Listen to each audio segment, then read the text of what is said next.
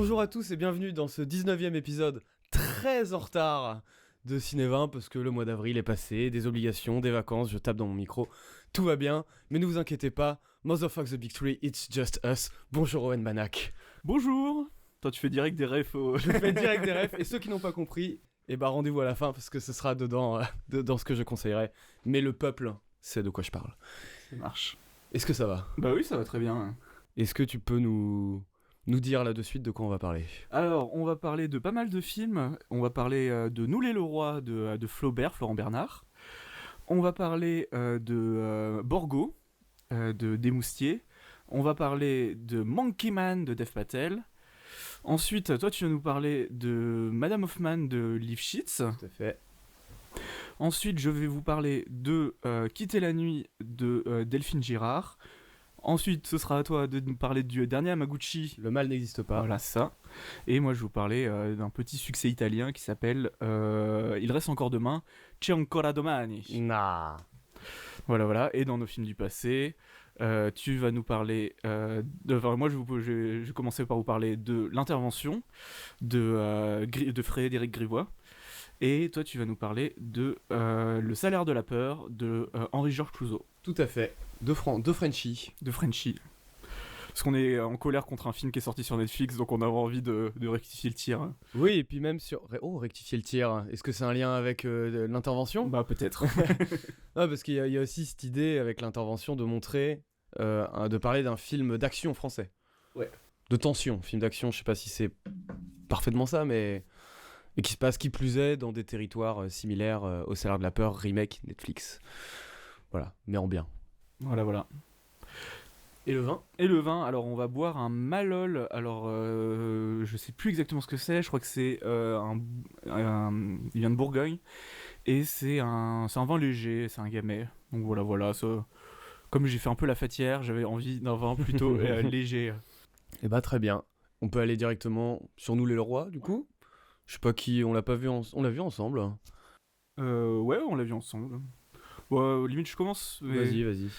Ouais, du coup, Nous les Leroy, c'est le premier film de Flaubert, que vous connaissez sûrement parce que déjà, son truc le plus connu, ça va être le Floodcast, qu'il anime avec Adrien Méniel, qui est peut-être le podcast d'humour, de divertissement, enfin le plus écouté en France.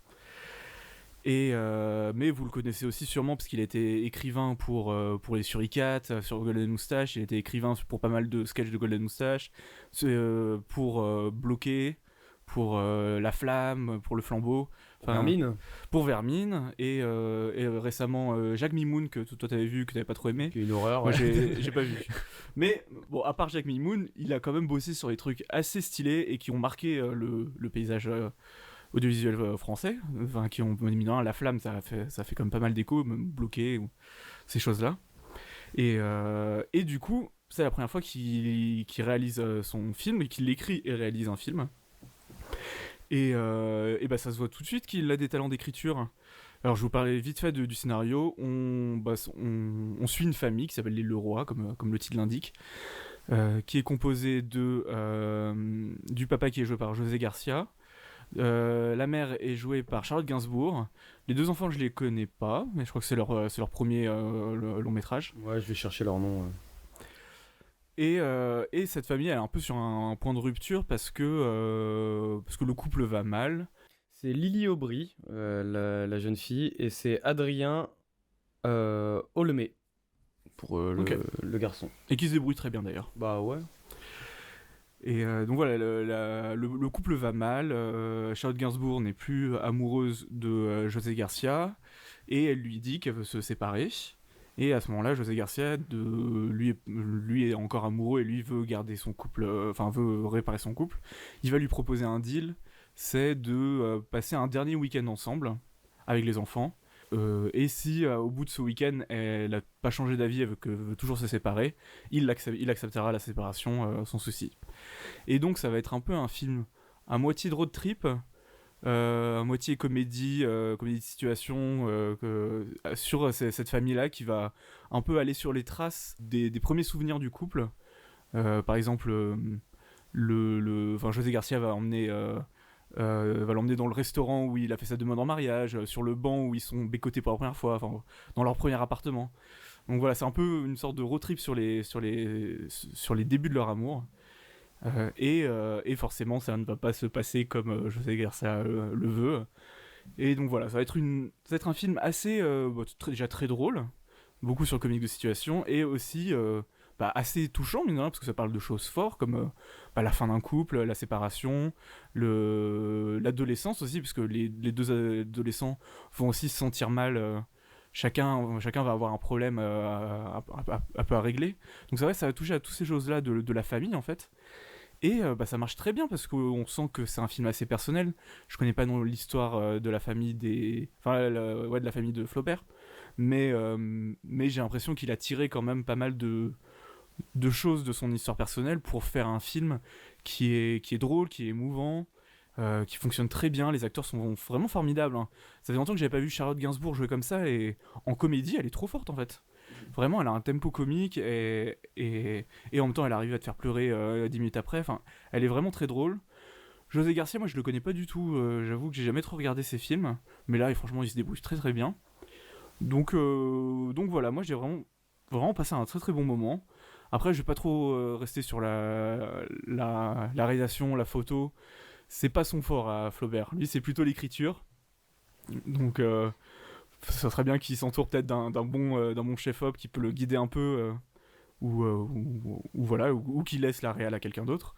Mais au niveau de l'écriture, au niveau du tempo comique, même du montage, hein, ça fonctionne vraiment très très très bien, hein. Et bah ouais, j'ai versé ma petite larme à la fin. Ouais, je te rejoins, je te rejoins sur tout. Déjà, je dis souvent je te rejoins quand je prends la parole. Parce que j'ai souvent raison, hein. Tiens, moi je trouve que c'est vraiment une petite merveille d'écriture, hein. Vraiment, parce qu'il se trouve que je l'ai vu 2 fois, parce que je voyais une personne à qui je n'ai pas osé dire que je l'avais déjà vu. Et du coup, je l'ai vu 2 fois. Est-ce que cette personne écoute le podcast? Je crois pas.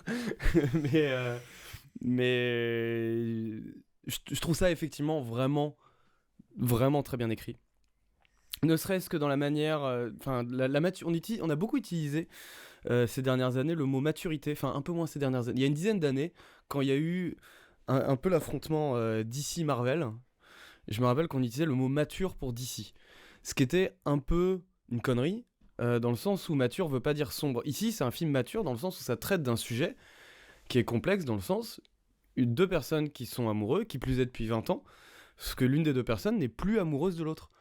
Et il n'y a pas de raison plus tangible que ça, en fait. C'est juste, il y a un moment, les sentiments sont partis. C'est pas qu'elle a rencontré quelqu'un d'autre, c'est pas qu'elle lui en veut de l'avoir trompé, c'est pas que... Non, non, non. Il y a un moment, les choses s'arrêtent. Et c'est quelque chose qui est dur à recevoir. Et puis, sans même parler de mariage de 20 ans, je veux dire, même une courte relation, se prendre un truc dans la tronche comme ça, c'est intangible et c'est très frustrant. Et je trouve que c'est extrêmement bien traité, notamment via le personnage de José Garcia, qui est pas franchement traité comme le héros, parce qu'on comprend qu'il y a une forme aussi d'ego là-dedans, c'est pas possible qu'elle me quitte dans cette proposition de road trip. On sent qu'il y a quand même vraiment la volonté de la récupérer, et pas juste... écoute, on passe un dernier week-end, et si ça se passe mal, au pire, on se sépare tranquille. On comprend très bien que la séparation n'est même pas pour lui, n'est même pas une option. Et ce qui est effectivement assez... pas conservateur, mais... il veut garder les rênes de son couple, hein, qui en fait pas non plus un antagoniste, mais je trouve qu'il arrive à choper les nuances de ce personnage-là, quoi. Concrètement, ce qu'il fait n'est pas bien, n'est pas une bonne chose, n'est pas spécialement respectueux non plus, ni pour sa femme, ni pour ses enfants.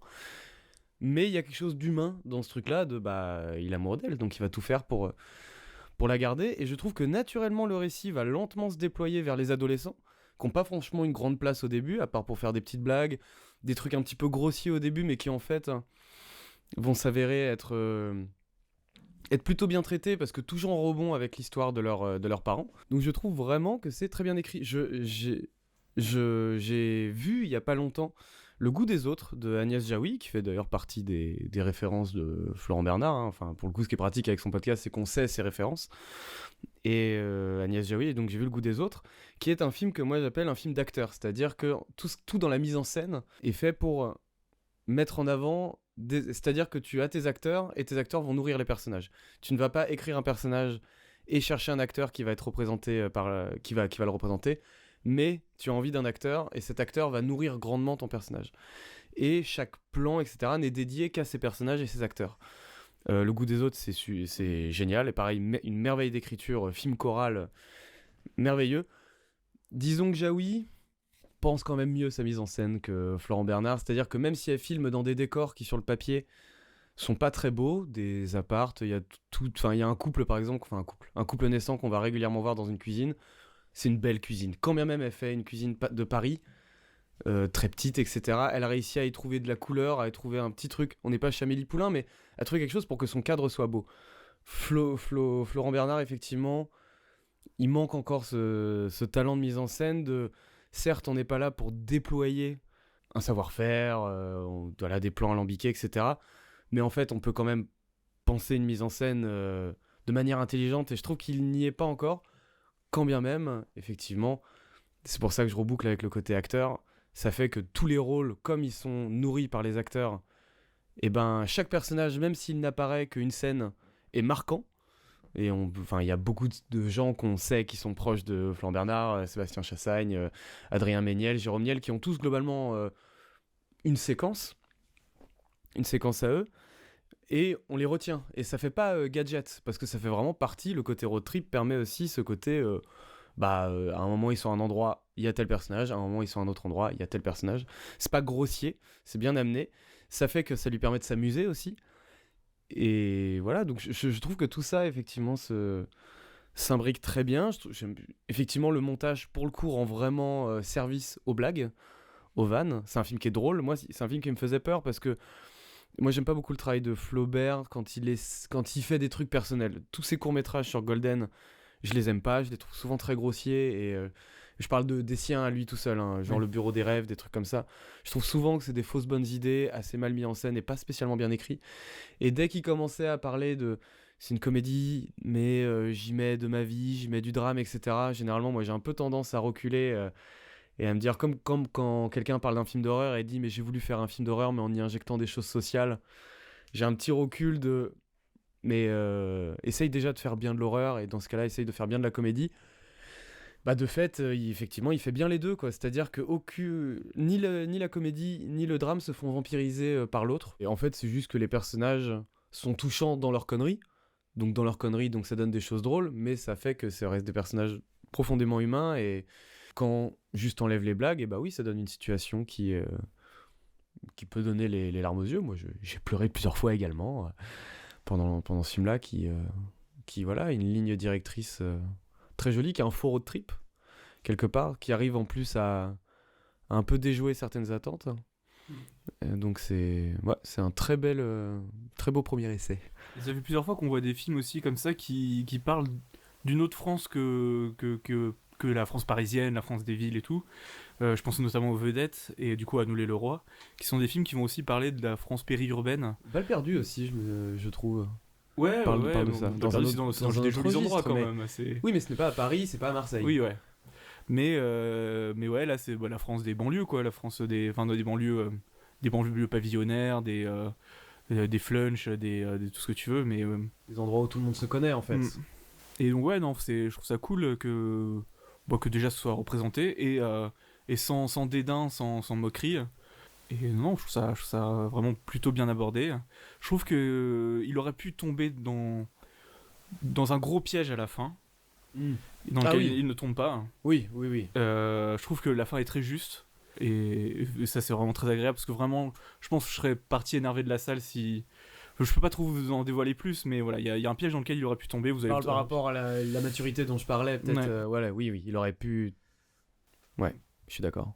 Mais non, je trouve que ouais, il arrive à être juste en permanence, à éviter les pièges. Et ouais, voilà, j'ai hâte de voir ce que ça va donner par la suite, parce que j'imagine que je crois que c'est plutôt un succès. Bah là, il a dépassé les 500 000 entrées. Pour ce budget-là, c'est très suffisant. Hein, et c'est un succès à la fois public et critique. Les critiques ont beaucoup aimé, donc franchement, ça fait plaisir à voir. Moi, j'ai hâte de voir ce que du coup il va faire par la suite, parce que j'imagine qu'il va pas s'arrêter là. Et voilà. Ok. Eh bien, ensuite, on va parler de Borgo. Borgo. Borgos Non, Borgo. Borgo. Il Ah merde. n'y a pas de S. Merde, chier. Parce que moi j'ai écrit Bogo, donc dans tous les oui. cas, ma note était mauvaise dans tous les cas. Vas-y, je t'en prie. Borgos, et bah. Borgo, hein, toujours. Putain de merde. Une. Je sais pas comment on appelle ce métier, une dame qui travaille dans le milieu carcéral, une surveillante. Une matonne, oui, ils disent surveillante. Ouais. Ouais, une surveillante de prison arrive à Marseille. Oh là là, mais c'est. Qu'est-ce qui. Ajaccio. Ah, la vache, elle arrive en Corse, dans une prison en Corse, qui a un système un peu particulier qui est que on va dire, le côté prison se fait moins ressentir. Les prisonniers font un peu plus ce qu'ils veulent au sein de la prison, évidemment. Et elle va commencer à se lier d'amitié avec certains, notamment un, et elle va lentement se faire attirer par la mafia, on va dire. Elle va pas finir, c'est pas envie de vendre un film à la Scorsese, mais elle va se faire manipuler au fur et à mesure. Voilà. Sachant qu'elle a des problèmes, elle vient pas de Corse, je vais redire Marseille, hein. Elle vient pas de Corse. Ils subissent, elle et son mari, du racisme dans la cité où ils viennent de s'installer. Voilà, donc tout simplement, c'est pas simple et ça va montrer comment psychologiquement cette personne va être fragilisée par tout ça et du coup va tout simplement amener à des conséquences un peu dramatiques, sachant qu'on suit en parallèle une enquête. Deux personnes se sont fait tirer dessus dans un aéroport et on va suivre l'enquête en parallèle du film. C'est les deux lignes qui se font en même temps. Moi j'avais vachement envie de voir ce film parce que c'est Stéphane Desmoustiers le réalisateur et j'avais beaucoup aimé son premier, La fille au bracelet, ou La jeune fille au bracelet, je crois que c'est La fille au bracelet, qui est un film de procès assez malin, un peu dans la veine en fait de ce que peut faire Anatomie d'une chute. Pas dans le sens déjà où le procès n'est que la ligne directrice, mais où ce n'est pas un film de procès où on passe, comme le procès Goldman, où on passe l'intégralité du film dans la salle, dans le tribunal, où voilà, les scènes de tribunal ne sont que des espèces de leitmotifs qui font avancer l'histoire et où on suit la vie privée en parallèle. C'est aussi un film qui parle, bon pas cette fois d'une femme de 50 ans, mais d'une adolescente, et de qu'est-ce que des gens peuvent projeter sur cette figure féminine, alors qui plus est, un peu comme à La Nuit du 12, une figure féminine sexuellement libre. Voilà, c'est un film qui parlait de beaucoup de choses, qui était très malin, sur beaucoup de points communs, sur beaucoup de points communs, pardon, sur beaucoup de points. Et voilà. Et j'avais envie de voir Borgo, qui est un film que je trouve très bien. Je pense pas que c'est celui sur lequel on va le plus parler parce que il a un peu les qualités de ses défauts dans le sens où il a un rythme que moi je trouve très tenu, très droit. Mais c'est vrai que c'est un film qui, moi dans ma tête, c'est un peu une ligne droite en fait. Mais c'est vrai que ça fait qu'il est toujours agréable à regarder. À aucun moment je suis sorti du film. En revanche, ça fait que je n'y vois aussi à aucun moment des instants de bravoure. J'ai pas de scène forte qui me reste en tête. Il y a des scènes un peu clés, mais je peux pas dire qu'il y ait des scènes où j'ai eu une sensation, ne serait-ce que dans la fin, où j'ai eu une sensation d'accomplissement, de quelque chose d'un peu puissant qui se passait. Voilà, je trouve que voilà, c'est un peu plat, mais ça donne aussi un vrai regard. Je trouve que Stéphane Desmoustiers, il a un point commun avec un cinéaste qui est pour moi peut-être le meilleur du moment, qui est Sorogoyen. C'est que je trouve qu'il ose vraiment quand même mettre les mains dans la merde, quand même globalement. En deux films, c'est quand même des films qui osent aller assez loin quand même dans les problématiques qu'ils attaquent. Dans Borgo, c'est à la fois... T'as vu, j'ai pas dit l'OS. C'est à la fois le milieu carcéral, le milieu de la mafia corse, le milieu du racisme dans certaines cités dans cet endroit-là, etc. Le tout sous le fait qu'en fait, administrativement, les choses ne suivent pas du tout dans les prisons. Et voilà, c'est une espèce de tout comme ça, et je trouve qu'il ose y aller à 100%, quitte à faire peut-être de la merde. Moi, j'ai pas l'impression que c'est un film insultant envers qui que ce soit, mais... je trouve que c'est un film plutôt nuancé, plutôt juste. Il va prendre tout un champ et il va l'étudier tout simplement en essayant de comprendre d'où vient un peu cette violence. Je trouve pas qu'il y arrive à 100%, mais le parcours psychologique de cette jeune femme déjà, et je trouve, voilà, permet d'étudier un peu tout ça. Ouais, je suis d'accord, je trouve qu'il arrive vraiment à humaniser en fait ces prisonniers. Finalement, on s'y attache assez rapidement, en même temps que Melissa s'y attache. Et du coup, on découvre ce milieu carcéral via ses yeux, même si elle a déjà travaillé en prison. Elle découvre pas la prison, elle découvre cette prison-là. Et ces prisonniers-là. Oui, parce qu'elle vient de Fleury. On sait voilà, qu'elle était à Fleury avant. Ouais, elle va s'adapter au mode de vie de cette prison-là, qui est du coup, comme tu le disais, beaucoup plus ouverte. Genre, par exemple, les cellules ne sont pas fermées en journée. Et ils ont le droit d'avoir une télé, ils ont le droit d'avoir. Enfin voilà. Ils ont des espaces à eux. Et non, je trouve que ça marche vraiment bien dans. Parce que mine de rien, le personnage principal, c'est un personnage assez complexe. On sait pas en fait à quel point elle aime se faire. Enfin, on a l'impression qu'elle en tire un peu de plaisir ou de fascination de cette mafia-là et de se faire un peu emmener, impliqué par cette mafia-là. Et donc c'est assez intéressant, on n'arrive jamais à mettre le point sur sur ses enjeux à elle, même si il y a des enjeux primaires de mettre sa famille à l'abri, faire en sorte que... Oui, mais c'est vrai qu'on sent que la manière dont cette mafia lui donne un peu l'impression d'un moment d'être acceptée aussi, ouais, voilà. peut-être. Faire partie d'une famille, Ouais. La mafia ça veut dire famille, hein, mais oui, on voit vraiment ce truc-là, notamment à un moment il y a une sorte de guinguette qui est occupée par la mafia et par notamment des détenus avec qui ont été libérés depuis, mais notamment un détenu qu'on va suivre. Et mine de rien, quand elle va dans cette guinguette-là, il y a vraiment ce truc-là de elle se fait accepter, comme si elle retrouvait des potes, ils s'amusent ensemble. Enfin, ouais, il y a vraiment. Donc, oui, je pense que. Même au début, quand elle accepte de faire des choses pour la mafia, au début, elle veut pas le faire pour l'argent. Elle dit ça, elle dit qu'elle veut rendre service. Donc, ouais, je trouve qu'il y a vraiment quelque chose d'assez intéressant dans la psychologie de cette Maton. Et ouais, elle est très ambiguë. Et j'adore du coup, ouais, on n'a pas trop parlé, mais elle va surtout se lier d'amitié avec un des détenus, un petit jeune qui doit avoir genre à peine la vingtaine, et qui a l'air assez influent dans la prison, et c'est via lui en fait qu'elle va rencontrer des gens et tout, c'est lui le point de départ. Et il est génial cet acteur, hein. Je trouve qu'il a tout de suite une sorte d'aura, où à la fois tu te dis mais c'est un gamin de 20 ans, et à la fois tu te dis mais il a l'air d'en savoir plus que tout le monde, il a l'air d'avoir de l'autorité sur des gens qui font 3 fois sa taille. Oui, c'est pas lui parce qu'il est plutôt frêle en plus, enfin, il Ouais, est vraiment pas menaçant. il a une tête d'adolescent. Ouais. Et il fait 1m65, enfin... Et ouais, du coup il est vraiment intéressant ce personnage là.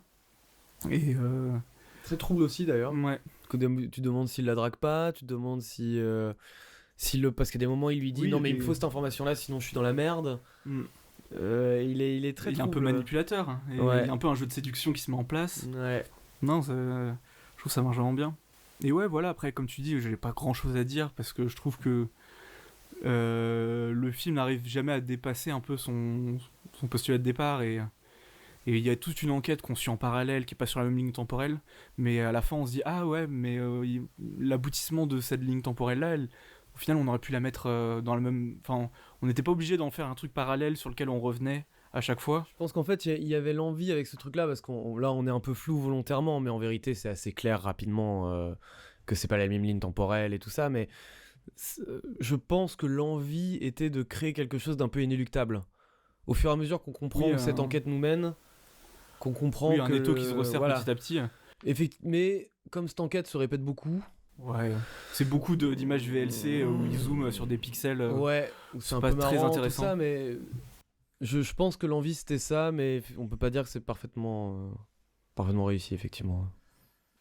Non mais voilà. Et ouais, je vais aussi revenir un peu sur l'actrice principale du coup, Afzia Herzi. Je crois que c'est la première fois que je la vois moi. Et au début, elle me troublait beaucoup. Elle a un jeu très particulier. Elle est particulière, ouais. Elle a un visage particulier. On dirait qu'elle est toujours fatiguée. Je trouve, c'est vrai. Non, mais on a l'impression elle a un jeu très à côté. Au début, je me suis même dit, est-ce qu'elle joue mal ? Et en fait, je pense pas qu'elle joue mal. Je pense qu'elle a vraiment un jeu. Non. Elle a un jeu très particulier et qui petit à petit m'a plu. Et ouais, du coup, elle arrive à porter le film et ça marche très très bien. J'aime beaucoup le mec qui joue son mari, qui est aussi rappeur, qui s'appelle Sams. Alors je sais pas son nom. J'oublie toujours son nom, son vrai nom. Mais c'est un mec, moi, qui me fait toujours plaisir de voir par-ci par-là. Je sais pas si c'est quelqu'un qui a vraiment eu encore des premiers rôles. Mais en tout cas, de temps en temps, quand je le vois apparaître à l'écran, je suis content. Voilà. Et il y a une scène que j'ai beaucoup aimée où t'as tous les prisonniers qui reprennent Mélissa de Julien Clerc, mais en Corse. Et ça marche, je trouve ça très, très, très drôle comme scène et assez touchant. Pour revenir dans le truc de. Le film arrive à bien humaniser les prisonniers.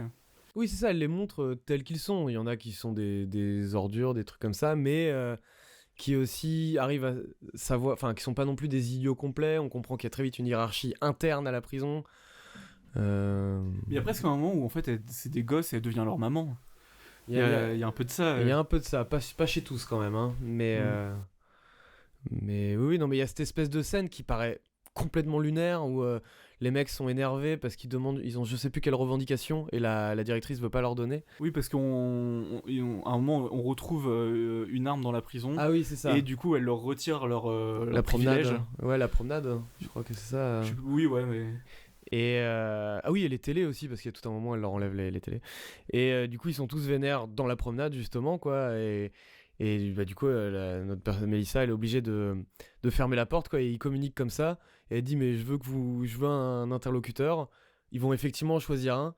Et l'interlocuteur va finir par lui dire, non, mais du coup, on est sûr qu'on n'aura pas ces trucs-là et tout. Il fait, oui, il fait, bon, bah les gars, on rentre dans nos cellules sans faire de vagues.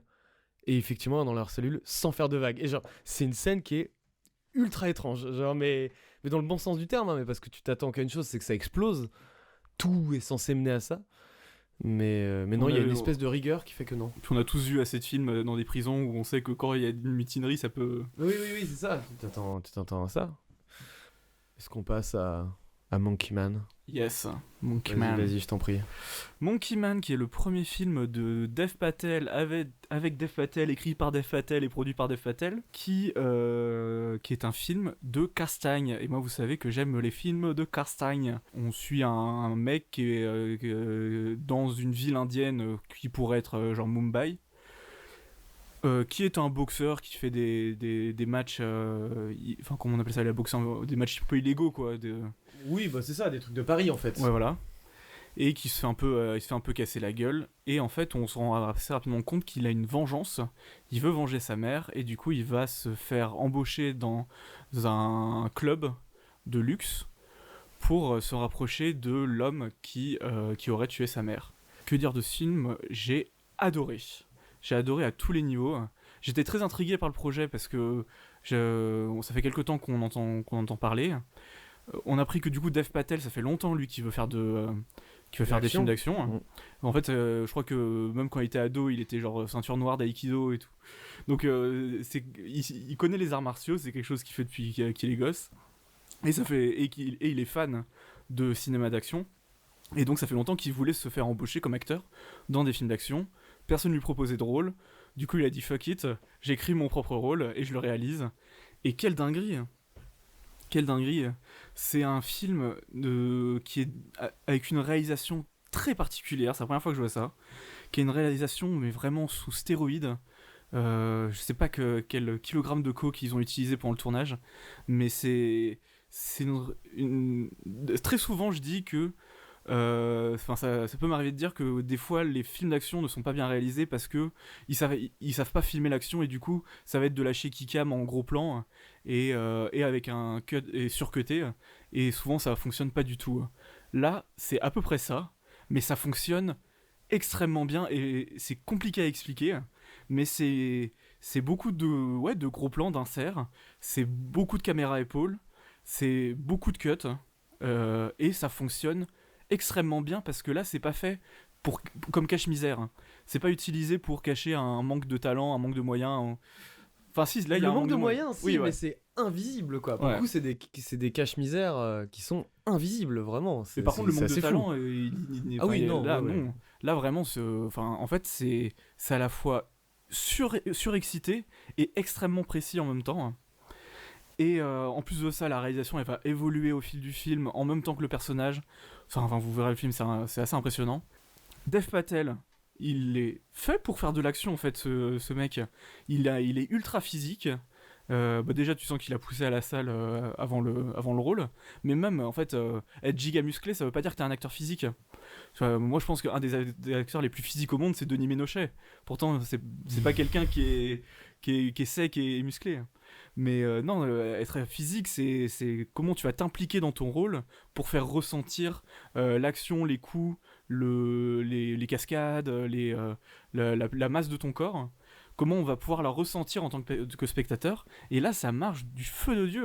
Surtout qu'en plus je sais même pas comment il a fait, mais je crois qu'il s'est pété la main dès les premiers jours. Oui, le poignet ou la main, ouais. Et tu te dis mais comment et du coup en fait il avait pas le budget pour repousser, donc en fait il a continué comme ça Ouais, parce qu'un décor c'est loué, donc le décor va pas, un studio va pas rembourser. Donc il a continué sans plâtre à faire ses scènes d'action je pensais à ça quand juste une scène où il tape contre un sac de riz. Ouais. Et j'avais mal pour lui à chaque fois parce que je savais cette info avant de voir le film. Et je me disais, parce qu'au moins quand tu te bats avec d'autres gens, tu te dis, bah comme tu donnes pas vraiment les coups, allez. Après, mais là, dans le truc de riz, tu fais, oh là là. Non, mais ouais, c'est un film fou furieux qui a tellement de bonnes idées. Parce que aussi, nous, ce qu'on veut voir dans un film d'action, c'est quelles idées ils vont avoir pour une mise à mort, pour une scène de, je sais pas, de poursuite, pour une scène de casse-5, enfin tout ce que vous voulez. Là, il y a des tellement bonnes idées. Il y a une scène de course-poursuite en tuk-tuk survitaminé. Et qui, elle, pour le coup, quand je pensais à Cache-Misère, je pensais à ça parce que moi, pendant cette scène-là, j'ai commencé à regarder un peu comment c'était filmé parce que j'étais... Et en fait, je pense que cette scène-là a coûté vraiment que dalle par rapport à ce que ça coûte normalement. Et en fait, ce n'est quasiment que des trucages de mise en scène, quoi. Des trucs de cadrage, des trucs de... Voilà, genre typiquement, on va dire, quand il y a un accident, la manière dont c'est découpé... Bah, je pense qu'ils ont pu récupérer une vieille bagnole toute pétée, la faire virevolter, mais de la manière dont c'est découpé, tu vois pas que c'est une bagnole probablement peut-être même pas la même. Enfin, c'est tellement intelligemment fait que à aucun moment elle est infiniment mieux que la poursuite tuk-tuk de Indiana Jones 5, qui pourtant a probablement. Je l'avais oublié. Alors que c'est la scène d'Indiana Jones 5 a peut-être coûté le double du film entier Monkey Man, mais pour de vrai. Ouais. Parce que Monkey Man, on peut le dire, a coûté 15 millions de dollars. Et ce qui est le prix de Bienvenue chez les Ch'tis. Ouais, voilà. Terrible. Pardon, je t'ai un peu coupé. Et pourtant, Cadmerade et Danny Boone ne se castagnent jamais. C'est vrai, c'est quand même. Ouais. Non, et ouais, enfin, il y a une idée. Bon, si je vous dis juste le mot couteau, et vous comprendrez. Mais non, il y a plein de super bonnes idées. Et tu sentais que la salle était. Enfin, moi, j'étais dans une salle où c'était à fond. Tout le monde réagissait, quoi. Quand tu sentais que quelqu'un avait mal, tout le monde était en mode oh, ou ça riait, ou ça. Enfin, vraiment, la salle répondait trop bien au film et ça faisait plaisir. Et ouais, voilà, je trouve que c'est un film qui fonctionne de ouf sur ces scènes d'action. Je trouve presque qu'il y en a un trop peu, alors qu'en vrai il y en a beaucoup, mais tu m'aurais rajouté 10-15 minutes de casting, j'aurais signé, quoi. Donc c'est à la fois un film de baston, et aussi il y a un autre truc qui est vachement intéressant, mine de rien c'est un film vachement politique. Ce qui explique certaines choses de production dans lesquelles on est au courant, c'est que c'est un film qui à la base était pour Netflix. Netflix étant en ce moment en train d'exploser en Inde et Dev Patel étant indo-américain. Puis après, je vais te laisser aller sur la politique, mais pour ouvrir un peu ce que tu vas dire, Netflix, s'ils ont arrêté de produire le film, c'est parce qu'ils avaient peur de froisser le gouvernement actuel. Et c'est pour ça que des gens comme Jordan Peele ont récupéré le film avec sa boîte de production Monkey Paw. Et voilà. Mais donc, voilà, c'est pour ouvrir un peu. Ouais, non, mais et c'est compréhensible parce que vraiment le film est très direct dans sa critique. Enfin, il y a le film va se passer pendant une élection présidentielle, et vraiment le candidat qui est le candidat sortant, c'est le sosie de Modi, l'actuel président indien, qui est un président qui est pas mal critiqué pour sa corruption, pour son côté un peu facho, pour sa persécution des musulmans, la culture du viol, des minorités, des minorités ethniques, des minorités religieuses. Et donc là, c'est un film qui va rentrer dans l'art. À ce niveau-là, qui va parler de corruption, notamment avec un gourou religieux qui veut installer je sais plus ce que c'est, des usines à des endroits où des minorités ethniques existent. On va parler de la persécution notamment des personnes trans, qui vont accueillir le personnage principal. On va parler de plein de sujets, enfin même de la répression des manifestations. Donc voilà, c'est un film qui rentre vraiment dans l'art. Et ça fait plaisir de voir des bons films d'action de gauche. Et non, c'est très cool. Et ça, à aucun moment, ça prend le pas ou ça éclipse l'action. Les deux se marient Ça très fait bien. partie du film. Ouais. Voilà. De se marient très bien. Donc voilà, moi, c'est vraiment un gros coup de cœur. J'ai des mini-reproches à lui faire, comme il y a un passage un peu long au milieu, enfin, qui est un petit ventre mou. Il y a beaucoup de flashbacks. Parce on va comprendre la raison de sa vengeance à travers des flashbacks. Et mine de rien, ça se répète beaucoup, ça. Mais ils sont dans le ventre mou aussi, en fait, hein, les flashbacks. Les moments où ils sont chiants, je veux dire. Ouais. C'est aussi dans le ventre mou, en fait. Hein. Donc voilà. Donc j'ai des petits reproches, mais globalement, ça pète la classe, quoi. C'est vraiment trop stylé. On a eu, il y a pas longtemps, en salle, et on a eu une suite, là, Godzilla versus Kong. Est-ce qu'on pourrait avoir Dev Patel versus Nassim Lies? Mais oui, je signe. Parce que dans la catégorie corps sec, mecs qui ont fait... c'est boxe thaïlandaise pour Nassim Lies et Dev Patel, je sais pas trop, mais taekwondo du coup, tu semblais dire? Non. Je sais plus. Bah voilà, faut qu'ils se battent les deux, hein. Vraiment, faut faire un crossover. Oh, je suis d'accord avec tout ce que t'as dit. Moi, le mot qui me vient en tête pour ce film-là, c'est fiévreux. C'est un film qui est fiévreux. Ouais, et c'est pour ça qu'il ne faut pas qu'il dure longtemps d'ailleurs. Même si dans l'absolu, moi j'aurais bien repris aussi des scènes d'action. Mais en fait, le problème, c'est qu'il faut qu'il soit condensé. Sinon, par exemple, John Wick 4, moi je l'aime beaucoup, mais je peux pas dire que c'est un film fiévreux. C'est un film qui est très long, qui a le temps de te faire passer vraiment par pas mal d'étapes. Monkey Man, à part effectivement son espèce de ventre mou, c'est un film qui redescend jamais, quoi. Et fiévreux, je veux dire, même dans sa photo, tout est sanguinaire en fait, quoi. Moi, je vais revenir vite fait sur ce que tu disais sur la mise en scène. En fait, en vérité, parce qu'en fait, t'es pas le seul à t'être plaint de ce truc-là, de trop découper dans le cinéma, notamment américain, tout ça. En fait, le problème, c'est que dès qu'on commence à parler uniquement technique pour décrire une manière de faire, en vérité, c'est jamais bon. Je dis pas ça juste pour toi, mais parce qu'en fait, de fait, le surcutage dans le cinéma américain a été infiniment trop utilisé et surtout pas bien utilisé. En fait, la question, c'est est-ce que tu as une bonne chorégraphie et est-ce que tu la mets bien en scène, cette bonne chorégraphie. Et chaque plan des combats de Monkey Man sont lisibles et sont pensés pour être... C'est con à dire ce que je vais dire, mais sont pensés pour être mis les uns à la suite des autres, quoi. Donc c'est-à-dire qu'ils sont créés pour... Je comprends toujours ce qui se passe dans les combats, moi, dans Monkey Man. Je comprends toujours. Là où, effectivement, dans les Trois Mousquetaires, notamment le 2, dans le 1, moi, je trouve que ça va, c'est en plan séquence. Et de fait, dans le 2, moi, il y a des choses que je comprends pas totalement ce qui se passe dans les combats. Donc, c'est plus une question de, en fait, est-ce que tu comprends ce que tu filmes? Et à partir de là, si tu comprends ce que tu filmes, que ce soit découpé pour mettre en avant chaque coup, chaque choc et chaque mouvement, ça marche. Si par contre, tu fais un long plan mais que tu comprends pas ce que tu filmes et que du coup, ça semble artificiel, ça fait pas mal, c'est lent, en fait, l'un ou l'autre, l'important, c'est qu'on va dire, mais c'est de le faire bien. Là, lui, ce qu'il veut, c'est faire un film justement fiévreux, étouffant. Et effectivement, c'est bête à dire, mais un gros plan sera toujours plus étouffant qu'un plan large où tu respires. Donc il y a une vraie logique derrière, et effectivement, une scène d'action, bien la mettre en scène, c'est compliqué en fait. Mais en vérité, il renoue avec plein de gens, avec des gens comme... je t'en parle tout le temps, là, toi qui aimes l'action, mais Chayark, Chayark, c'est pas le type qui laisse le plus respirer ses plans. C'est un amour du chaos total. Et d'ailleurs, il y a un bouquin sur Chayark qui est sorti, et je me demande si c'est pas L'amour du chaos, le titre du bouquin. Et c'est peut-être pour ça que j'ai cette formule-là en tête. Mais même Mad Max Fury Road, en fait, qui est un peu l'exemple du film d'action des 10 dernières années. Mad Max, les scènes d'action... alors ça alterne beaucoup, mais t'as des moments où t'as 5 plans qui durent une demi-seconde. Hein, et Ouais, c'est un film surexcité aussi. c'est un film surexcité, mais pas tout à fait de la même manière, mais c'est plus un film fou, Mad Max, on va dire, quoi, parce que c'est aussi dans la taille du nombre de gens que tu vois à l'écran, tout ça. Le Monkey Man, ça joue effectivement sur la fièvre du personnage principal. Donc voilà, moi je trouve que c'est un film admirable, hein. À peu près en tout point de vue, notamment par rapport à ce côté politique qui fait intégralement partie du film, qui même ajoute à son côté fiévreux, en fait, parce que cette colère, du coup, non seulement est pas anodine, c'est pas un film si con que ça dans ce qu'il dit, dans le sens où il s'attaque quand même vraiment à une figure qui prend beaucoup de place maintenant en Inde, l'Inde étant un pays qui commence à prendre énormément de place aussi dans le monde, et ça fait intégralement partie du film.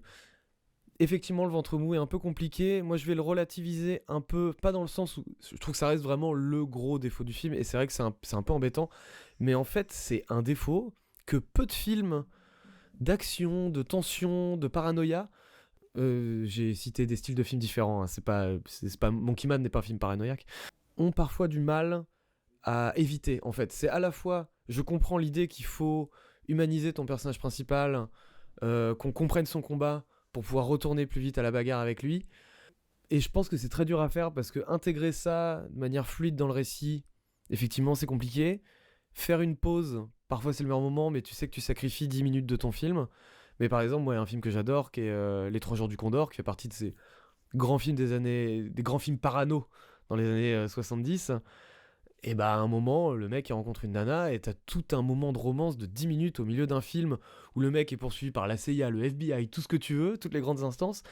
Et t'as quand même des moments un peu cucu pour humaniser un peu ce mec parce que lui, dès le début du film, il échappe à une fusillade et donc t'as pas le temps de t'attacher à lui et donc ils veulent le faire après. Et donc tout ça pour dire, c'est pas propre à Monkey Man, mais on en parlait pour Farang. Farang, l'introduction est beaucoup trop longue. Ouais. Et pourtant, il faut humaniser ce personnage, sinon tu vois juste un fou furieux qui bute des gens à tour de bras. Donc c'est un équilibre et que je pense que très peu de films arrivent à trouver le truc. Et je pense que des fois, soit tu joues à la Mad Max, c'est-à-dire tu joues sur justement un personnage qui c'est vraiment au fur et à mesure de ses actions, notamment dans le dernier, qui va s'effacer et qui du coup va laisser place à Furiosa, ce qui fait que l'intérêt du film n'est pas tant de comprendre la psychologie de Max que de comprendre la relation qui va se jouer entre les deux, la balance narrative qui va se jouer entre les deux, ce qui fait que t'as pas de pause. Mais sinon, effectivement, c'est un reproche qu'on peut faire à beaucoup de ces films-là. Donc c'est pas... c'est un défaut, mais c'est pas propre à lui. Et voilà. Non, je pense que c'est un peu tout. Effectivement, le côté cache-misère, à aucun moment je me dis que c'est un film qui coûte 15 millions de dollars. Je trouve que oui, tout est admirable et voilà, c'est marrant parce que j'ai entendu avant de le voir plein de gens qui disaient que c'était un film assez gore, etc. C'est pas vrai. En fait, c'est un film dont t'en sors en ayant vu énormément de violence. C'est un film assez sanglant. Mais en fait, à part le mot-clé que tu as donné tout à l'heure, en fait, oui, les gens pissent le sang, mais et il y a un truc avec un nez aussi. Oui, un truc avec un nez. Mais à part ces deux moments-là, c'est un film saignant. Je veux dire, des gens prennent des coups de couteau, des balles, des trucs comme ça, des patates. Mais voilà, par contre, c'est un film en fait tout en sort avec tellement de violence que effectivement, t'as l'impression d'avoir vécu la Seconde Guerre, quoi. Il y a un truc que j'avais pas parlé, c'est aussi la musique qui joue un rôle vachement important et qui arrive à toujours nous surprendre. Il y a des moments où ça va partir en Bollywood, un peu électro. T'as d'autres moments, ça va être des musiques à la Hotline Miami. Tu vas voir des gros tubes un peu rock. Enfin, il arrive toujours à se renouveler avec ses musiques et c'est toujours intéressant. Ça impacte toujours la scène dans lesquelles les musiques sont présentes et ça marche de fou. Mais en fait, je pense que ça peut même représenter un peu la nature du projet et c'est là où en plus c'est intéressant parce que on utilise souvent le mot auteur, machin, pour parler de films personnels, etc. Le film, moi je trouve, il est à l'image. Enfin, je connais pas Dev Patel dans la vie, mais le film est à l'image de ce qu'est ce mec-là. C'est un mec indien, naturalisé américain. Naturalisé anglais, pardon. Qui est un melting pot de plusieurs cultures. C'est un film qui est donc américano-indien, et je crois qu'il y a genre 2 autres pays à rajouter à l'équation. Enfin bref, c'est un film qui est un melting pot de plein de choses. Et donc qui représente potentiellement quelqu'un comme Dev Patel, et le fait que ça se représente dans la musique, en vérité c'est cohérent avec tout ce projet-là, c'est cohérent avec sa vision de l'action, parce que quand c'est un mec à qui tu parles de John Wick, il te dit d'accord, mais il existe d'autres trucs, donc c'est un melting pot de tout ça, et je pense que c'est visible dans le film. Je pense que c'est un film qui lui ressemble. Madame Hoffman. Madame Hoffman. Je vais te parler de Madame Hoffman de Lifshitz, que tu as loupé. Ouais, j'ai pas réussi à le voir, il est plus beaucoup diffusé. Même, c'est un documentaire, hein, même si c'est Lifshitz qui est peut-être l'un des 3-4 documentaristes aujourd'hui de référence, on va dire. Ça reste du documentaire, hein, donc ça reste 2-3 semaines en salle et après, oui, après pas basta. dans toutes les salles, quoi. Pas dans toutes les salles et voilà. Alors Madame Hoffman, qu'est-ce que ça raconte ? Ça raconte l'histoire de Madame Hoffman, qui est une infirmière, qui est infirmière depuis 30-40 ans. Et le film commence quand on se dirige doucement vers sa retraite. Et on va suivre peut-être ces 2-3 dernières années, parce que le film commence, le Covid vient de commencer, et vers la fin, on voit quand même le début de la guerre en Ukraine. Donc ça se passe au moins sur un an et demi. Donc du coup, je sais pas si le film se finit en 2023 ou un truc comme ça, enfin le tournage. Euh, Écoutez, moi je suis un fan énorme de Lifshitz et c'est évident qu'on en parlera un jour, soit d'adolescente, soit de petite fille, soit des deux, parce que après tout, merde. Et c'est pas son meilleur. Je vais le dire tout de suite. Moi, ce qui m'intéresse chez Lifshitz, enfin, je vais commencer par le négatif pour aller. Enfin, le négatif. En fait, c'est même pas négatif ce que je vais dire en plus, mais pour parler un peu moi du rapport que j'ai avec lui. Moi, ce que je trouve intéressant chez ce cinéaste-là, je précise que je n'ai pas vu ses fictions. Il a commencé par la fiction, il s'est décalé vers le documentaire et maintenant il ne fait plus que ça. Et ses fictions ne sont pas, en termes de critique, très élogieuses. C'est la question de l'identité, moi, qui m'intéresse chez ce type-là. C'est d'ailleurs pour ça que c'est quelqu'un d'assez proche du mouvement LGBT. C'est quelqu'un qui a fait un film, son premier succès documentaire, Les Invisibles, sur des homosexuels nés dans les années 40, qui sont interviewés aujourd'hui. Petite fille sur une petite fille née dans un corps de garçon, et on arrive à un moment où la petite Sacha, justement, enfin où les parents se disent, bon, bah on va peut-être officialiser ça, entre guillemets. Mais aussi des films comme Adolescente, on va suivre deux adolescentes à la fin de leur lycée, avec tous les questionnements sur la vie et sur qui tu es, qui arrive. Un film qui s'appelle Les vies de Thérèse, sur une femme qui est sur le point de mourir, qui était une des femmes des Invisibles, et qui a demandé à Lifshitz de filmer sa fin de vie à l'hôpital. J'ai pas vu ce film-là, j'ai très envie de le voir, quand même je pense que toutes les larmes de mon corps m'auront quitté à la fin. Mais voilà, sur la question de, bah oui, une fin de vie, Les vies de Thérèse, qui était-elle? Donc c'est quelqu'un qui, moi, je trouve fort, et peut-être même que je pense que c'est un grand cinéaste, pour ces thématiques-là, et évidemment la manière dont il les traite. Il n'y a pas ces thématiques-là dans Madame Hoffman. Comme, de mon point de vue, c'est ça qui en fait un grand cinéaste. C'est un peu sa thématique à lui, quelque part. Enfin, son truc, avec toute la latitude que ça propose. C'est vrai que ça me manque un petit peu, ce qui fait que je trouve que c'est un film, dans sa filmographie, assez mineur, Madame Hoffman. Après, ça reste un type qui a un sens narratif merveilleux. Tu te demandes dans tous ses films, notamment à partir de Adolescente, comment il trouve ces gens. Parce que Madame Hoffman, c'est cette infirmière qui est là depuis 40 ans. C'est un personnage pas grandiloquent comme on peut voir dans Striptease. On n'est pas du tout dans ce genre de grossièreté. Enfin, tu vois ce que je veux dire, dans le côté grossier, un peu. Tu vas chercher la caricature. Là, c'est pas le cas du tout. Hein. Mais voilà, c'est cette femme où on sent qui est addicte à son travail, qui a peur de vieillir, qui a peur de la retraite, qui a peur peut-être même de se retrouver seule avec son mari parce que son mari ne vit pas dans la même... Je sais plus dans quelle ville elle est là, je me demande si elle est pas à Marseille. Je crois qu'elle est à Marseille, Madame Hoffman, et non pas en Corse. Mais son mari, il habite dans une maison plus dans la campagne, et du coup, c'est les week-ends qu'elle va le rejoindre, enfin les week-ends ou lors de ses jours de pause, qu'elle va le rejoindre, donc ça lui donne presque un côté double vie, qui à la fois est très dur à vivre, parce que c'est une infirmière, et on sait très bien qu'on vit dans un monde où travailler dans l'hôpital public, c'est très dur. Et cette double vie à la fois est très compliquée, mais on sent qu'elle a peur d'en avoir plus qu'une, la vie du calme et tout ça. Et c'est quelqu'un qui va toujours trouver, enfin c'est bête à dire, mais qui va faire de la mise en scène, quoi. C'est un film qui va commencer sur des plans assez fixes, notamment sur ces deux lieux, justement, quand on va commencer sur typiquement la plage, des montagnes, là où se trouve son mari, en gros, quoi. Et puis on va arriver progressivement à Marseille et à cette femme. Et le symbole de l'eau va être un peu omniprésent tout du long du film. Elle va toujours avoir envie d'aller dans l'eau, de se reposer, et bon, c'est pas un spoil, hein, et à la fin, elle va enfin finir par aller se baigner quand elle va accepter la fin de cette première vie, et puis peut-être l'acceptation d'une deuxième, qui est celle de la retraite. Donc et le symbole de l'eau va régulièrement revenir, et voilà, il va toujours trouver des idées très simples, le fait de toujours amener à l'actualité. C'est pour ça que je dis qu'on voit que c'est le Covid, qu'on voit la guerre en Ukraine et d'autres événements, c'est-à-dire il y a aussi cette idée de cette petite personne au sein qui sauve des vies et qui assiste comme nous tous, à l'histoire qui s'écrit, on va dire. Et voilà, c'est pas juste pour je sais pas, indiquer que le temps passe. C'est vraiment pour nous la poser dans une certaine contemporanéité. Et je trouve ça très joli. Je trouve que ça reste un film très beau. J'ai encore Ah, est-ce que je me demande si je crois que j'ai pleuré à la fin, mais pleurer qu'une fois dans un Live Sheets pour moi c'est très peu. C'est peut-être son moins dur. Enfin, quoique adolescente, je sais pas si c'est très dur, mais je sais qu'un film comme Petite Fille, le début est très dur pour moi à regarder parce que le film commence, c'est là où tu te prends tout dans la gueule. Je pense à la 5e minute, je pleurais déjà. Bah, c'est un peu ça, parce que donc Petite Fille, voilà, ce truc-là sur cette petite fille née garçon. Le début, c'est là où à l'école, les gens comprennent pas, ou même le directeur, qui refuse d'ailleurs d'être filmé, refuse de le considérer comme fille, qu'elle aille dans les vestiaires des enfants, enfin des filles aussi. Les parents qui sont en plein doute, qui ont peur de faire une bêtise, enfin, c'est un début qui est très chargé, mais comme souvent chez Lifshitz, et c'est aussi là que ça en fait quelqu'un d'intéressant, c'est qu'il filme aussi des personnages qui sont dans une acceptation de ce qu'ils sont. C'est-à-dire, si vous regardez au début de Petite Fille, les parents, parce que c'est aussi quelqu'un, c'est pas quelqu'un qui parle en même temps, il n'y a pas de voix off dans ces films. Ce sont toujours les personnages qui narrent l'histoire.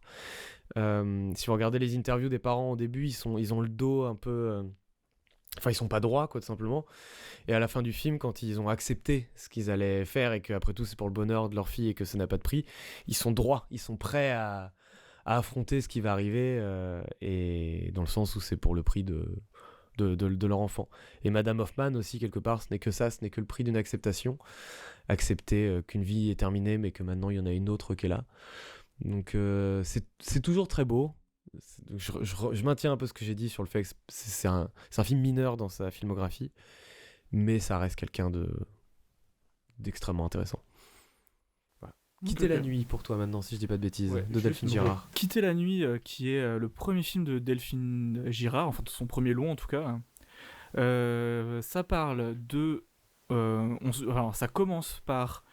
On est dans un poste, je sais plus comment ça, les postes d'écoute de la police, où on a des policiers qui vont recevoir les appels pour ensuite rediriger à des équipes de police ou alors, je sais pas, aux pompiers, enfin voilà. Un poste d'écoute des urgences. Et une des... je sais même pas qu'est-ce que c'est comme métier, mais une des personnes du téléphone va recevoir un appel. Et c'est une femme qui, elle va comprendre petit à petit, est en danger et ne peut pas trop s'exprimer. Elle est dans la voiture de quelqu'un qui a l'air dangereux. Et ça va être 20 minutes à la The Guilty, si vous l'avez vu. The Guilty, qui est un peu ce même principe-là, on est dans un centre d'écoute des urgences au Danemark. Et c'est une personne qui va essayer de sauver une autre personne au bout du fil, sans que cette personne-là puisse vraiment parler, s'exprimer. Voilà. Donc ça fait très The Guilty, sauf qu'on avait vu parce que c'est adapté d'un court-métrage, enfin c'est la suite d'un court-métrage, du coup ce film, et on a vu que le court-métrage était sorti en même temps que The Guilty. La même année que The Guilty. Donc en fait, c'est pas une copie, enfin ils sont vraiment sortis en même temps, ce qui est assez étonnant, parce que c'est vraiment le même dispositif quoi au début. Et avec la même chose, c'est une voiture avec une femme qui est dans la voiture, qui veut pas s'exprimer, qui fait semblant de parler à son enfant, enfin c'est assez impressionnant comment les deux films sont similaires. Mais voilà, donc là ça va être les 20 premières minutes, on va suivre cet échange-là, cet appel, donc 20 minutes de tension assez forte.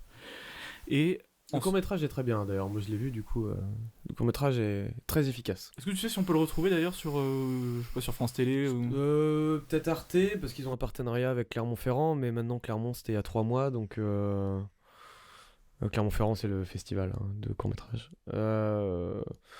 Je sais pas, c'est possible qu'il soit trouvable, c'est possible.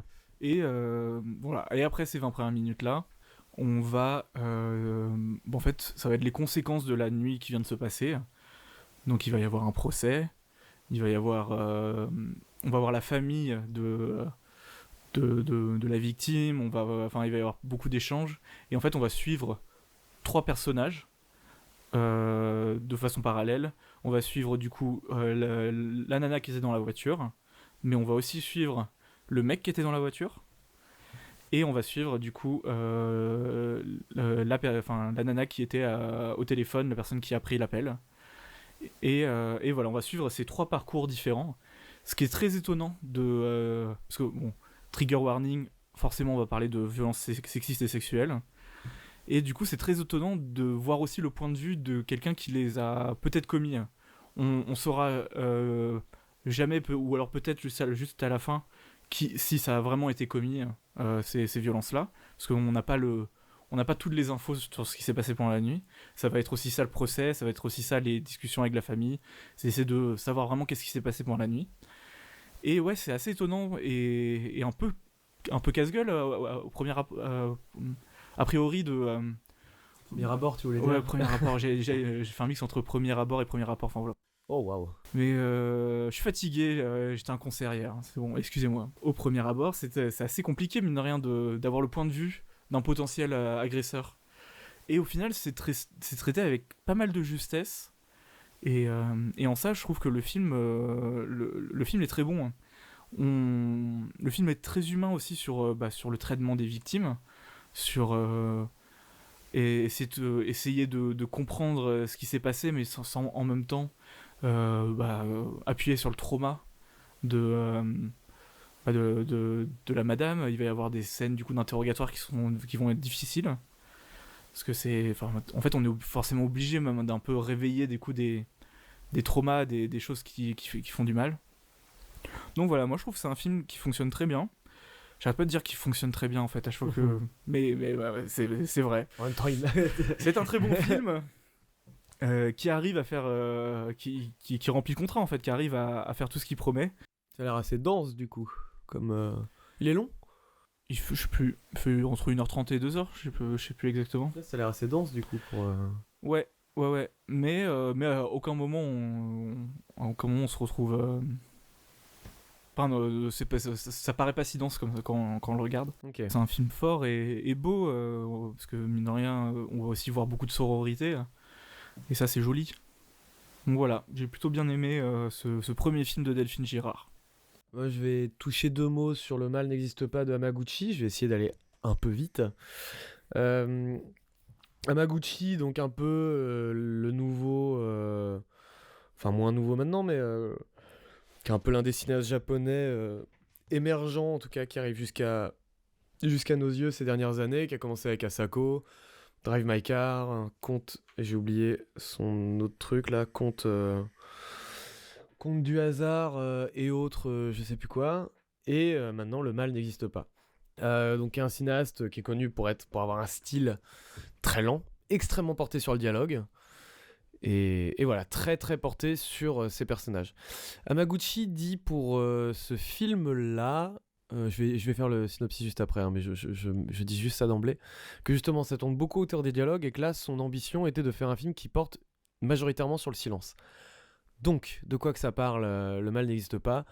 Un petit village à qui une société vient proposer de construire je sais plus comment ils appellent ça, mais un truc de bobo, un peu à la con, genre un truc de camping de luxe en gros quoi. C'est du glamping. C'est du glamping, exactement. Ils proposent de faire du glamping, et sauf qu'en fait, il se trouve qu'on va suivre les 2 personnes qui vont faire cette présentation du glamping, sauf qu'on se rend compte qu'il y a plein de choses qui ne vont pas, qui sont pas respectueuses de l'environnement, qui vont peut-être même détruire une partie de l'eau du village qui fait que machin nanana, et que les villageois en fait ne sont pas du tout dans un but touristique, en fait ils en ont pas grand chose à secouer. Et en fait on va suivre un peu l'évolution de ce truc là entre un père de famille et ces 2 personnes qui étaient venues vendre le glamping, donc qui sont juste des employés, hein, qui sont pas les patrons. Et effectivement il a raison, on est vraiment sur quelque chose du silence quoi. Effectivement, quand vous entendez contemplatif, on parle de ça. Moi, ça me déplaît pas, au contraire, pas du tout, parce qu'il nous met. En fait, il le fait pas par coquetterie ou pour être sélectionné à Cannes, hein, mais bien pour nous mettre dans le rythme du quotidien de ces personnages, en fait, quoi, tout simplement. C'est-à-dire, on reste quand même, on va suivre 2 personnes aussi qui viennent de la ville. On reste quand même globalement proche du père de famille, qui est pas un causeur, clairement, et qui vit sa petite vie de. Déjà, lui, il a pas vraiment de métier, c'est un peu l'homme à tout faire.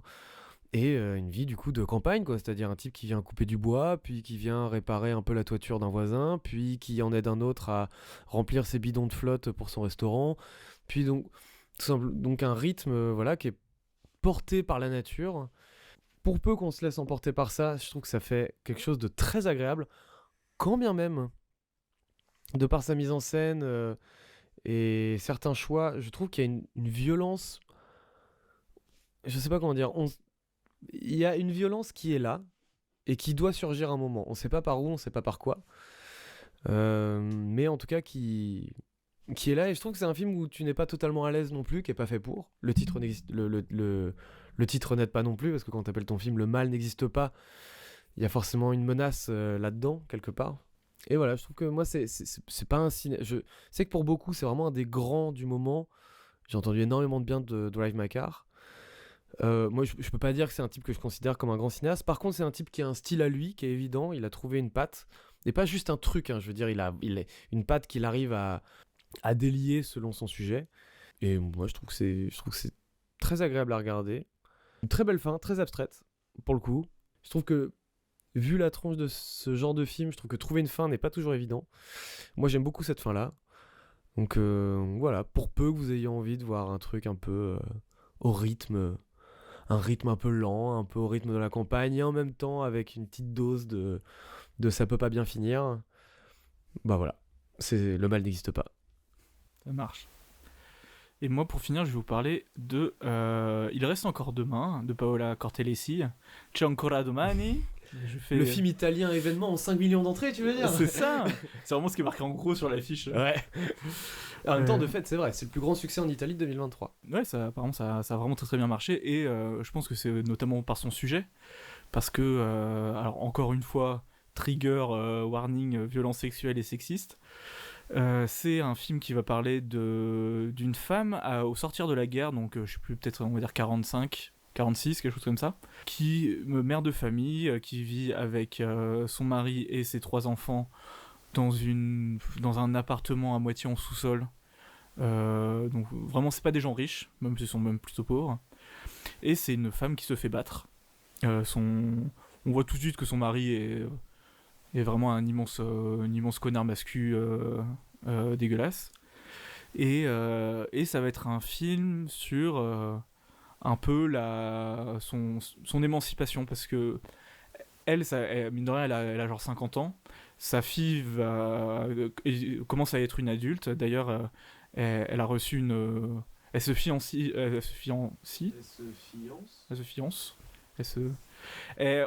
Quelqu'un la demande en fiançailles. qui est plutôt riche de la petite bourgeoisie. Et donc, il y a un peu un espoir d'augmentation sociale pour cette jeune femme. Et elle, on a l'impression qu'elle abandonne un peu sa liberté au profit de ses enfants. Et ça va être tout un film sur cette nana-là qui trouve de l'espoir via les amis qu'elle rencontre, via ses meilleurs amis, via pas mal de choses. Mais il y a toujours cette sorte d'épée de Damoclès qui est son mari, qui est là. D'ailleurs, il y a des scènes assez dures de violence conjugale. Notamment une qui est filmée comme un ballet en fait, sur fond de musique classique, et il danse. Et je fais des gestes en même temps, je mime quelqu'un qui danse. Donc là, tu bordais un bébé, là, plutôt. Ah oui, ouais. Bon. Non, et du coup, qui est filmé de façon très bizarre, très belle, mais en même temps pour représenter quelque chose qui est très dur. Donc voilà, c'est un film qui est très fort, qui est donc porté par son actrice et sa réalisatrice, qui est Paola Cortellesi. C'est une musicienne à la base? Qui est une actrice, je crois. Une actrice. Ah, peut-être qu'elle est musicienne. Mais je sais que c'est quelqu'un de très populaire en Italie, en fait. Ouais. Mais peut-être qu'elle est musicienne aussi, je sais plus, ou chanteuse. Bon, je vais regarder. En tout cas, c'est une actrice. C'est une actrice qui a joué dans pas mal de films et des séries italiennes. Et donc là, c'est son premier film. Et où elle incarne le premier rôle.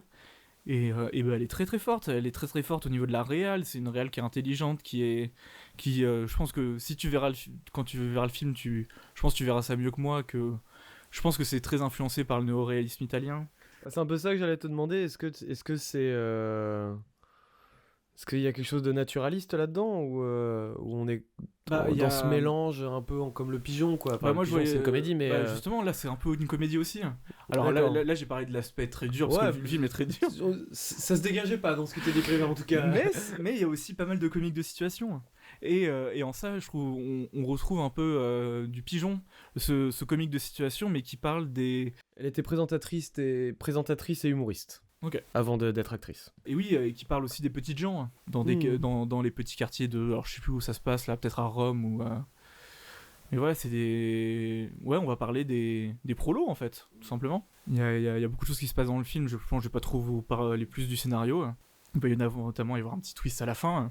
Je vous laisserai le découvrir. Donc ouais, c'est un film qui est porté par son actrice, parce que du coup, en fait, un peu comme Dev Patel, je crois qu'elle est aussi à l'écriture, elle est à la réal, elle est actrice principale, elle fait tout. Donc, c'est un film qui est dur, mais qui arrive à être drôle par moments, ce qui est assez étonnant, mine de rien, quand tu parles de violence conjugale. Mais oui, il arrive à trouver du comique du situation par moment. Et je pense que ce qui a touché les Italiens, c'est que au final, c'est un film populaire dans tous les sens du terme, parce que ça parle du peuple. Non, ça parle ça parle des petites gens. Allez, on chante l'international. Allez.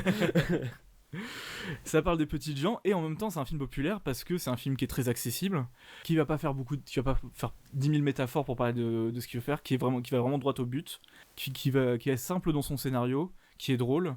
Donc ouais, je pense que c'est pour ça que ça a beaucoup touché les Italiens, et je pense que c'est pour ça qu'il marche aussi pas mal en France. Et d'ailleurs, c'était peut-être un petit reproche que je pouvais lui faire, c'est que le début fait très cliché. Le début, on se dit vraiment, oh là là, ça va être du féminisme 101, enfin une introduction au féminisme avec le mari turbo-violent qui a aucune nuance, et la gentille femme battue qui veut s'émanciper. Et c'est un peu ça, mais pas que. En fait, ça va prendre de l'ampleur. Et en ça, du coup, je trouve que il a réussi à un peu déjouer mon appréhension du début, où je me suis dit, oh, ça va faire encore un Barbie où on va nous expliquer ce que c'est le féminisme, mais un féminisme très capitaliste. Et en fait, pas du tout. Là, au contraire. Là, franchement, ça va prendre un tout autre tournant, et ça va être beaucoup plus intéressant et beaucoup plus profond, en fait, dans son message. Donc, ouais, j'aime beaucoup C'è ancora domani. Pizza. L'intervention ? L'intervention. J'attaque parce que j'ai pris le synopsis sous les yeux parce que j'ai pas envie de me gourer dans les pays. Ah oui, du coup, Djibouti. En 76, à Djibouti, comme tu disais, en territoire français, quand il y a encore, qui est la dernière colonie française, et un bus va se faire avec des otages, notamment avec un bus de ramassage scolaire, d'enfants militaires français, notamment, va se faire choper par des terroristes qui vont se retrouver à la bordure, enfin, je sais pas comment on appelle ça, la safe place, la frontière, entre deux pays qui sont donc... La Somalie, non ? La Somalie, tout à fait. Et bref, le bus se retrouve sur cette frontière-là, immobile, et donc avec plein d'enfants, des terroristes avec des armes, et donc on appelle le GIGN, qui vont devoir, non pas expérimenter, mais utiliser pour la première fois ce qu'ils appellent le tir synchronisé, ouais. Qui est donc, comme son nom l'indique, un nombre de snipers lié au nombre de terroristes, enfin d'ennemis en tout cas, et tirer à l'exact même moment pour toucher toutes les cibles d'un coup et éviter tout débordement et tout massacre. Voilà. Donc c'est tiré d'une histoire vraie. Je tiens à dire qu'ils n'ont pas gardé le nom du chef du GIGN de cette époque-là. Donc je vais le dire parce que son nom est merveilleux. C'est le lieutenant Proutot. Voilà. Donc je comprends pourquoi ils l'ont pas gardé.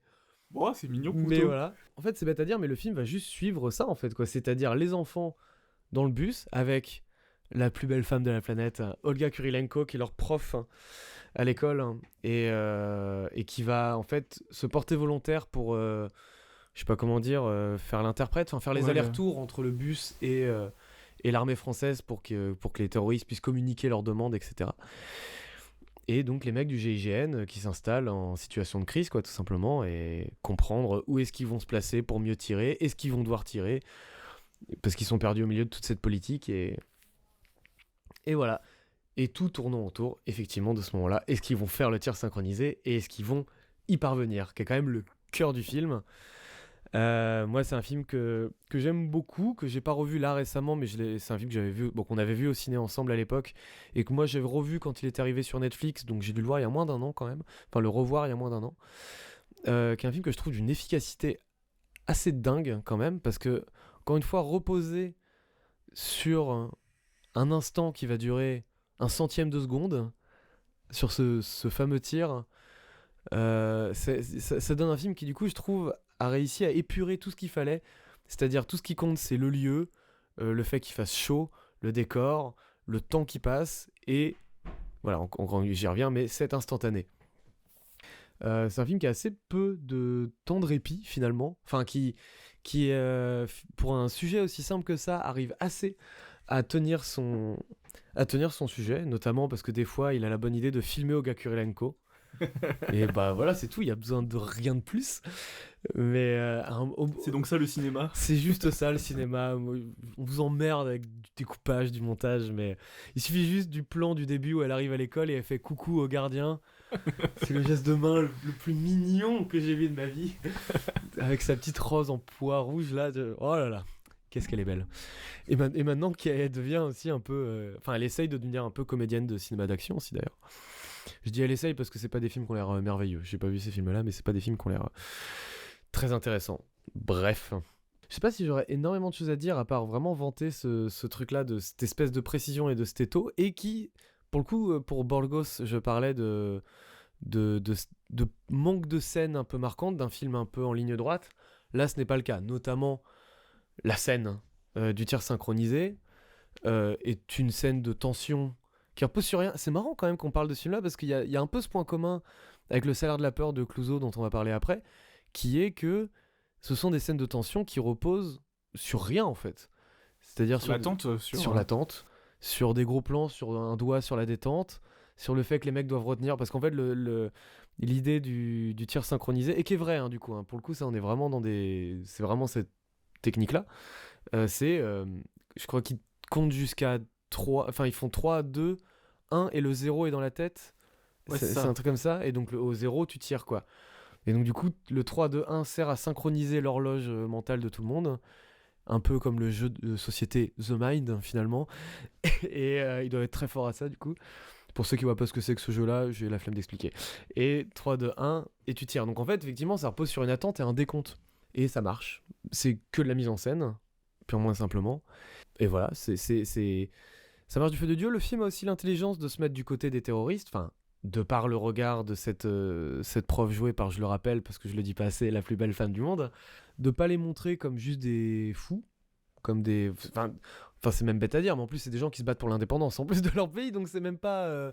Et d'ailleurs, c'est un des points qu'on peut revoir régulièrement avec le GIGN, c'est que quand bien même ça reste une unité d'élite parmi les plus performantes du monde, et notamment qui a pour règle, contrairement à certains pays, de ne pas tuer sauf si nécessaire, bah de fait ils sont là pour suivre les intérêts de la France. Pour les intérêts de la France, et bah c'était la dernière colonie, donc dans dernière colonie il y a le mot colonie, donc s'il faut le rappeler, la dernière colonie africaine, oui. Encore après. Oui, c'est vrai, t'as raison. Le film va pas émettre de jugement là-dessus. Moi, je dirais que c'est plutôt une bonne chose parce que clairement, on comprend que ce n'est pas son rôle et je n'ai pas envie de.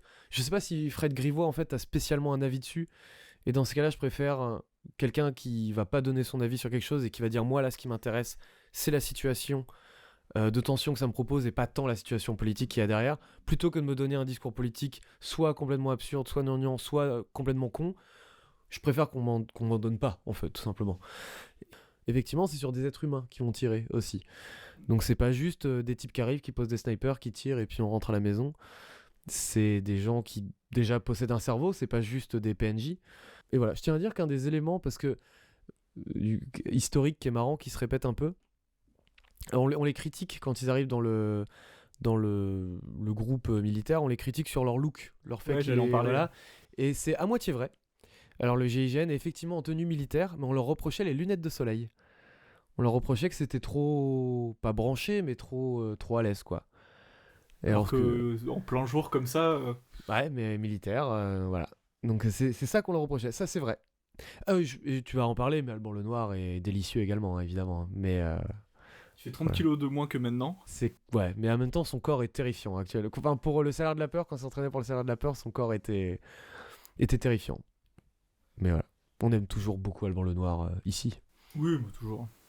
Tu viens quand tu veux, Alban. Vas-y, je te laisse la parole. Ouais, bah du coup, si vous avez compris, si je voulais en parler, c'est parce qu'on a vu Le Salaire de la peur version Netflix, qu'on n'a été pas content, et qu'on s'est dit, attends, on va rectifier le tir, et on va... le tir de sniper. Et on va vous parler de bons films de tension français. Donc toi, tu vas parler de l'original du Salaire de la peur, et moi, je voulais vous parler d'un film un peu plus récent, pour montrer que même en ce moment, on peut faire des très bons films de tension et d'action français. Et voilà, et je pense que l'intervention en est un, il a été quand même sacrément boudé personne n'a vu ce film. Il faut comprendre que l'action en France, c'est difficile encore maintenant, hein, parce que même si Netflix a des succès, Farang fait partie des films qui ont rencontré un public, mais je crois que c'est 300 000 entrées, hein, Farang. Hein. Ouais. Donc l'action en France, c'est encore difficile. C'est pas encore rentré dans l'esprit des gens qu'on peut aller au cinéma, sur grand écran, voir ce savoir-faire-là. Ouais, c'est dommage parce que vraiment on peut faire des très bons trucs, comme ce film du coup. Ouais, moi j'aime beaucoup ce film-là. Tu l'as dit pour son efficacité.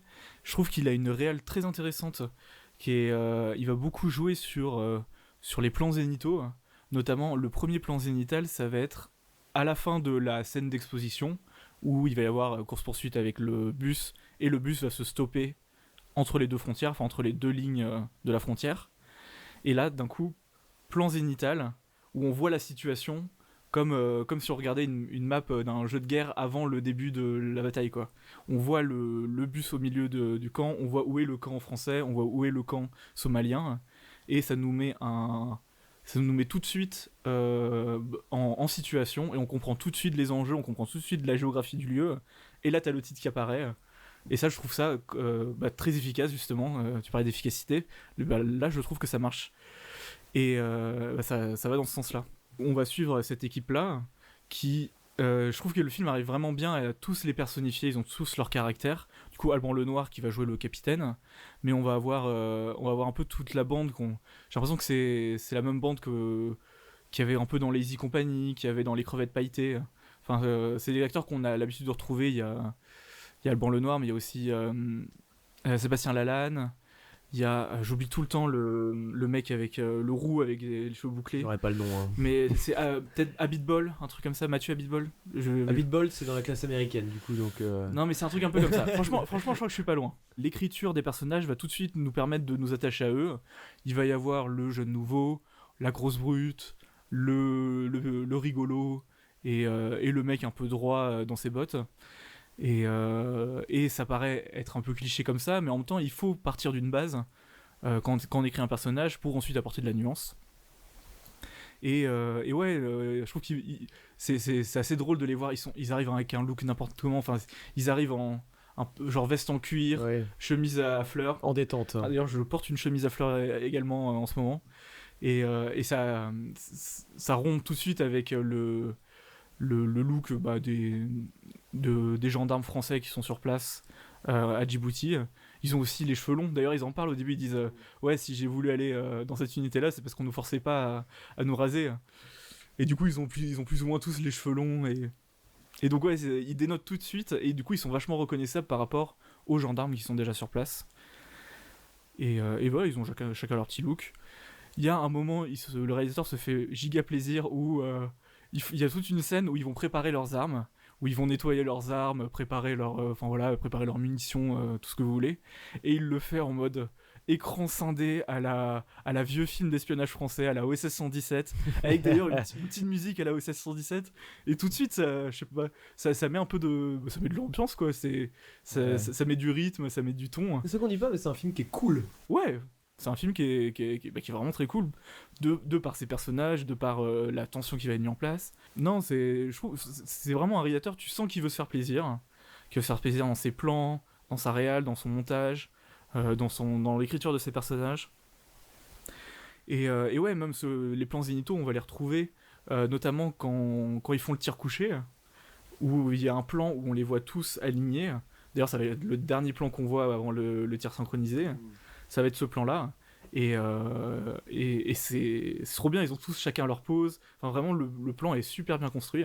On sent tout de suite que c'est un réal qui sait y faire, dans le montage pour créer de la tension, qui sait faire dans la réal pour créer de l'intérêt, pour créer un moment, en fait. Et aussi dans... Ouais, sans trop spoiler, mais il va y avoir une scène d'action à la fin. Bah bordel, qu'est-ce qu'elle est cool, cette scène d'action. Ouais, elle est... cool, je sais pas, du coup, elle est... Parce qu'elle est pas marrante, pour le coup, quoi. Elle est prenante. Il y a quand même des gamins au milieu. Ouais. Mais elle est excitante.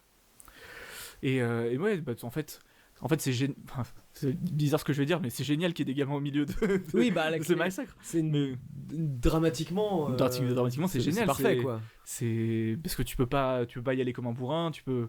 À tout moment... Parce que avant la scène de fin et le tir synchronisé, il va y avoir plusieurs moments de tension. notamment des échanges avec les gendarmes qui vont pas très bien se passer. Et bah, ça va permettre de créer de la tension, de créer de la dangerosité en fait au fil du film, et permettre aussi de montrer le côté dangereux de ces... Parce que je sais plus combien, il y en a 5, 4 ou 5 je crois que dans la vraie histoire, il y en avait 6, dont un qu'ils n'ont vu qu'à la fin. C'était toute la problématique. Si, c'est pareil en fait dans le film, je crois. Ouais. Parce qu'il rajoute un tireur à la fin. Ouais. Ah bah ça doit être ça alors. Le fait que ces gamins-là, qui sont des enfants en fait, ils peuvent pas trop se tenir tranquilles. Oui. Ils ont besoin d'aller aux toilettes, ils ont besoin de manger, ils ont besoin de boire. Et bah ça va créer de la tension. Et voilà, je pense que j'ai tout dit. Moi je reviens rapidement juste sur le petit truc politique que je voulais dire. Le fait qu'il n'ait rien à dire non plus, mais qu'il rajoute quand même cette nuance-là, permet d'éviter aussi, parce que ça m'est revenu quand tu parlais du Netflix pour le salaire de la peur, qui tombe, lui, le salaire de la peur, qui tombe dans un white savior honteux. Là, on n'est pas là, ça donne pas cette impression-là non plus, quoi. On n'a pas l'impression que c'est des super-héros non plus, les gars, quoi. Et tu parlais de personnification des terroristes, mais en fait, c'est surtout via un des terroristes. Y en a un, qui a une gueule de ouf. Qui joue un peu le capitaine de cette bande-là, de terroristes. Et il va y avoir toute une relation qui va se créer avec l'Instit, qui est joué par Olga Kurylenko. Oui, j'en ai pas parlé, mais elle est super. et oui, et du coup, on va bien comprendre du coup les enjeux de ce personnage-là, qui sont compréhensibles d'ailleurs. Et on va comprendre sa dangerosité, on va comprendre son côté un peu imprévisible. Donc non, je trouve que franchement, regardez ce film-là, ça vaut vraiment le coup. C'est un petit film qui dure quoi, 1h30 ? Ouais, 1h96 minutes. Ouais. Et c'est plein d'idées super ingénieuses. C'est un bon film de tension, bien français, parce que ça essaye pas de copier les Américains, ça fait comme on sait faire, comme on peut faire, et c'est très bien. Mortel. Et ben je te propose d'enchaîner sur le salaire de la peur. Le salaire de la peur. Donc l'original, le Clouseau du coup. Même si on touchera un mot du... J'ai oublié la date. Du Friedkins. C'est 55, c'est les années 50. Qui est Bon voilà, on est au Mexique, je crois, ou en tout cas en Amérique centrale. Ouais, en Amérique centrale. On suit plusieurs personnages, en fait, on est dans un petit village. 53. Et on se rend compte qu'il y a plein de blancs occidentaux, alors il y a des Allemands, des Français, des Anglais, de tout ce que tu veux, qui se sont retrouvés là parce que, je sais pas, ils rêvaient d'une vie sur le nouveau continent. Et au final, il n'y a pas de boulot, il n'y a pas une thune. Donc il y a plein d'occidentaux qui se retrouvent dans ce village sans savoir quoi faire et avec 0 thune pour pouvoir rentrer au pays. On va surtout suivre Mario, qui est un Français. Ouais. Donc Yves Montand. Voilà, Yves Montand, qui a l'air d'être un peu le beau gosse, grosse, grande gueule, un peu horrible avec les femmes. Ah ça. Oh, c'est terrible. Qui va se lier d'amitié avec le dernier arrivant dans ce village-là, qui a l'air d'être une sorte de petit mafieux qui a plus de thunes. Ouais, qui est joué par Charles Vanel, qui est plus âgé. Et donc les deux vont se lier d'amitié, jusqu'à ce que on apprenne qu'il y a un puits de pétrole qui a pris feu, et il faut beaucoup de nitroglycérine pour exploser ce puits et le refermer, pour plus qu'il y ait d'incendie. Et donc on va demander on va faire un appel aux volontaires pour conduire 2 camions de nitroglycérine. Donc il faut 2 conducteurs par camion. Et donc les 2 amis vont se proposer pour conduire l'un des camions. Ouais. Donc voilà. Et on va suivre en fait, du coup, tout leur road trip jusqu'au puits de pétrole. Et ce sera semé dans le bûche. Oh oui. Donc voilà, c'est un film de tension encore une fois. Ah là, on peut le dire. Là, et c'est un film qui gère très bien sa tension, c'est un film très long, qui dure 2h30, qui va prendre déjà beaucoup son temps pour mettre en place ses personnages. Vraiment, je crois qu'il commence à conduire au bout d'1 heure de film. Je crois que c'est ça. Hein. Ouais, je vais vérifier. Mais parce qu'en fait, il faut aussi du temps pour les développer, ces personnages. On va suivre ces 2 camions. Avec, il va y avoir un Italien qui est Luigi, et un Allemand, ou un Anglais, je sais plus. Ah non, l'Allemand, au final, bon, je sais plus. Peut-être on va dire un Anglais. Donc voilà, ils vont former une petite bande à eux quatre pour aller conduire ces deux camions, et ils vont aller un peu de problème en problème, avec de la tôle où si tu vas pas assez vite, la nitroglycérine explose, un virage qui passe mal sur un ponton en bois, un gros rocher qu'il faut casser, Qui est la scène centrale du film, on va dire, quoi. et une flaque de pétrole. Donc voilà. Beaucoup de problèmes sur la route. Il faut beaucoup et pas beaucoup, finalement. Ouais, Pour un mais film bon, de 2h30, ça tu te dis. Mais du coup, en fait, à chaque scène, chaque obstacle donne une scène à chaque fois de tension. Et ils prennent leur temps avec la tension. Clouseau, il prend son temps pour construire la tension, hein, pour qu'elle devienne insoutenable, en fait. Et ouais, c'est assez impressionnant. Et je sais pas combien. Ah, même, en fait, ce serait compliqué à comparer, mais le film est très impressionnant dans son dispositif, notamment dans ses effets spéciaux, dans ses, je sais pas comment dire, mais dans ses décors, en fait, dans ses installations. C'est très impressionnant. Donc, ouais, et tout ça porté par un Yves Montand qui a quand même un charisme assez légendaire. Non, c'est très très cool et très très très fort, en fait. Voilà, j'ai pas énormément de choses à dire. Moi, je le trouve un chouïa long, notamment au début. Je trouve que vraiment, 1 heure pour construire ces personnages, c'est peut-être un peu trop. Moi, je pense pas que c'est juste pour construire ces personnages, l'heure de début, de toute manière. Je pense que l'heure de début, pour lui, elle fait partie intégrante du film. C'est pas juste une introduction, c'est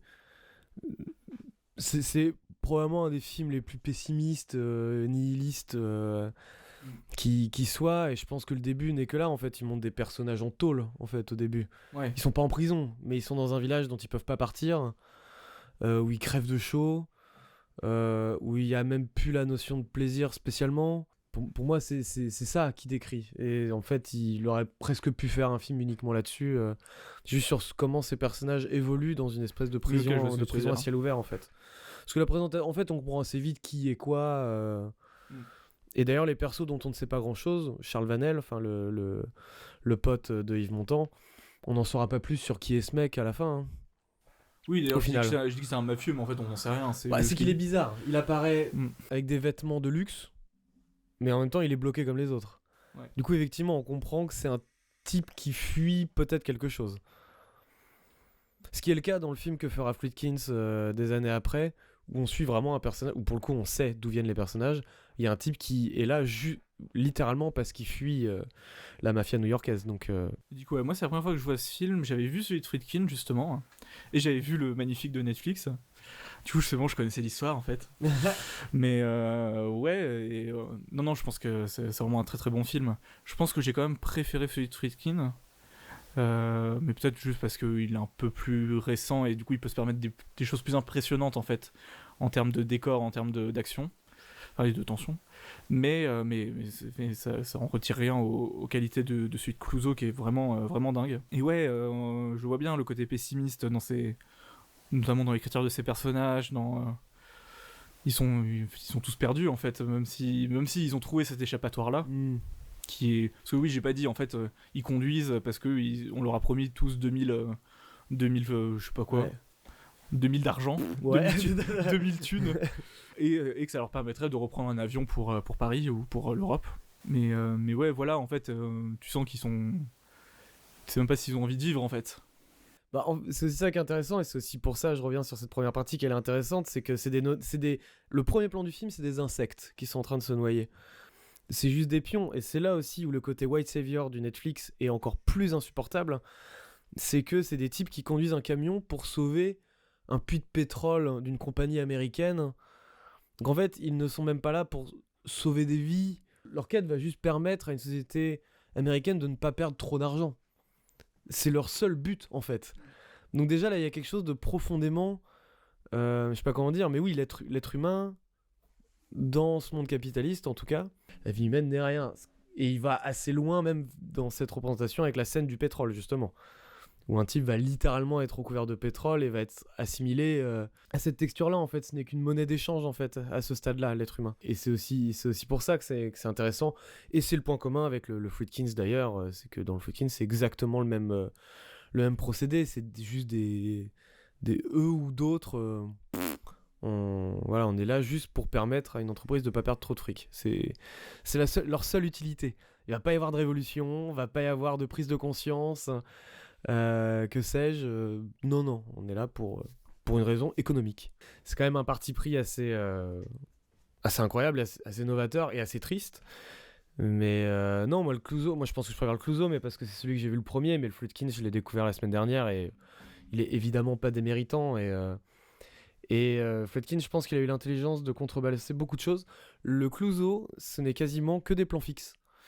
Ou des caméras embarquées, donc fixes techniquement. Caméra embarquée, c'est quand tu poses une caméra par exemple sur le capot d'une bagnole et du coup tu vas au rythme de la voiture. Très peu de travelling, ou alors encore une fois des travelling qui vont vraiment suivre des positions de personnages, des mouvements de personnages, et sinon on est sur du plan fixe composé. Là où le Friedkin va justement faire au contraire le choix d'une caméra dès le début, beaucoup plus nerveuse, beaucoup plus en mouvement, et voilà, donc il va prendre ce contre-pied là, ce qui va en faire un film effectivement assez différent finalement. Mais du coup, le Clouseau est assez impressionnant dans cette économie de moyens qui est assez dingue. Le fait qu'il va avoir d'étirer les scènes. D'autant plus que des fois, tu parles de l'espèce de ponton en bois qui va commencer à céder. C'est pas qu'il l'a fait 2 fois cette scène, parce qu'il y a 2 camions. Donc non seulement tu vas subir. Donc ils doivent faire demi-tour sur le ponton pour pouvoir prendre un. Pour pouvoir avancer, quoi. Donc on sent que le bois est en train de péter, donc va y avoir une roue qui va s'enfoncer, va falloir la sortir, on sent que le ponton est fragile, que la corde l'est aussi, donc ça dure très longtemps, et après tu revois les autres faire la même chose, mais du coup avec une difficulté supplémentaire d'un ponton encore plus fragilisé. Donc ils se contentent pas de te mettre une scène qu'une seule fois. Donc ça c'est assez dingue, et la scène du rocher, où ils doivent donc mettre quelques gouttes de nitro dans ce rocher, puis le faire exploser. C'est une scène qui dure 12 minutes, où il n'y a quasiment pas de parole, et où c'est quasiment, en tout cas le moment où la préparation est en cours, où c'est quasiment que des gros plans. Et d'ailleurs, c'est un film qui est assez agréable à observer, juste dans ses inserts, dans ses détails. Le truc qui va montrer le premier, on va dire, obstacle, qui est donc le fait qu'il faut rouler à une certaine vitesse parce que le sol tremble trop et que du coup la nitroglycérine exploserait.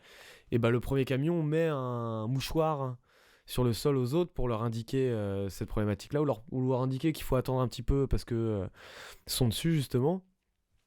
Et bah ce mouchoir là qui va être récupéré par quelqu'un d'autre. Voilà, c'est beaucoup de petits détails, de petits éléments.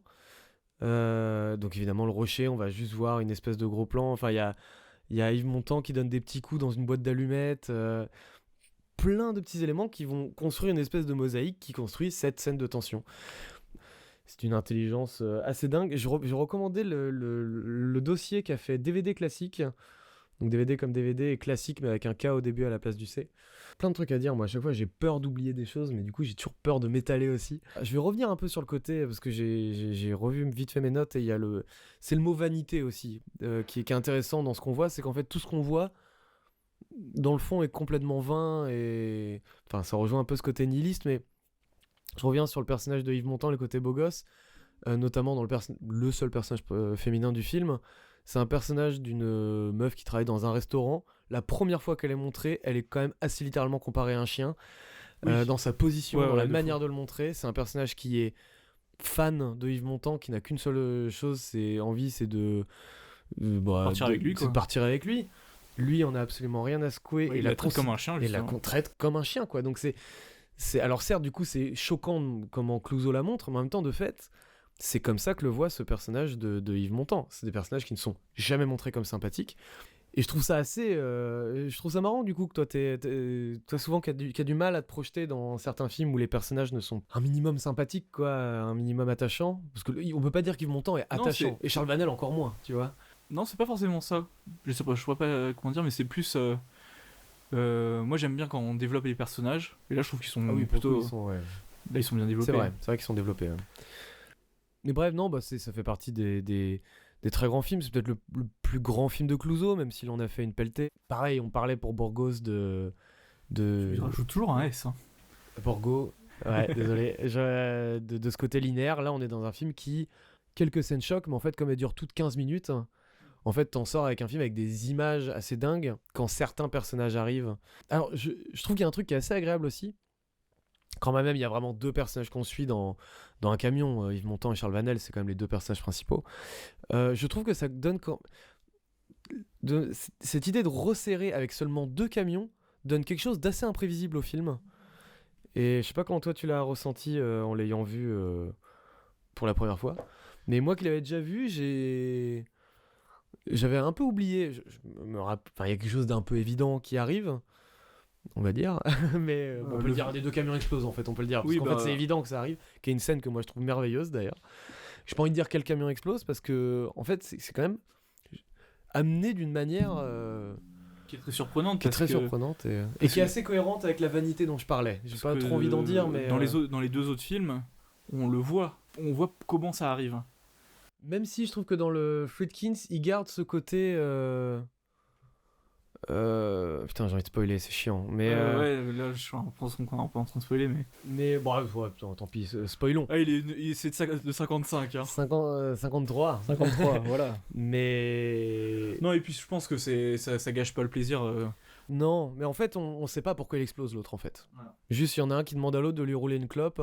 Ah, c'est trop stylé ça. C'est incroyable, hein, mais c'est encore. Bah, tu vois, on revient sur le détail. C'est un film qui ne repose que sur du détail.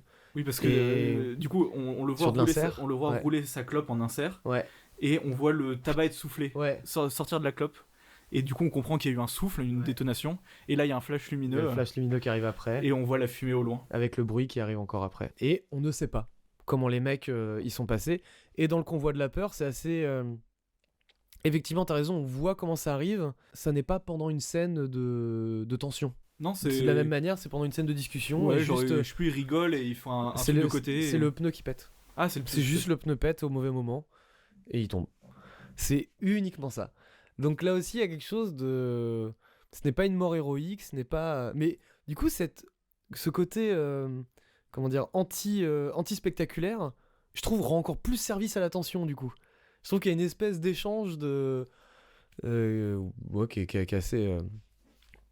Qui est assez incroyable. Ça fait partie de ces films où tu comprends que ça peut que être une mauvaise idée, en fait. À tourner, je veux dire. C'est-à-dire que ce que tu vois à l'image dans les personnages, déjà l'idée de base du film est une mauvaise idée, je veux dire, pour les protagonistes, tu vois, je veux dire, traverser une jungle avec des camions pleins de nitroglycérine, c'est une mauvaise idée. Chaque étape de leur trajet est une mauvaise idée.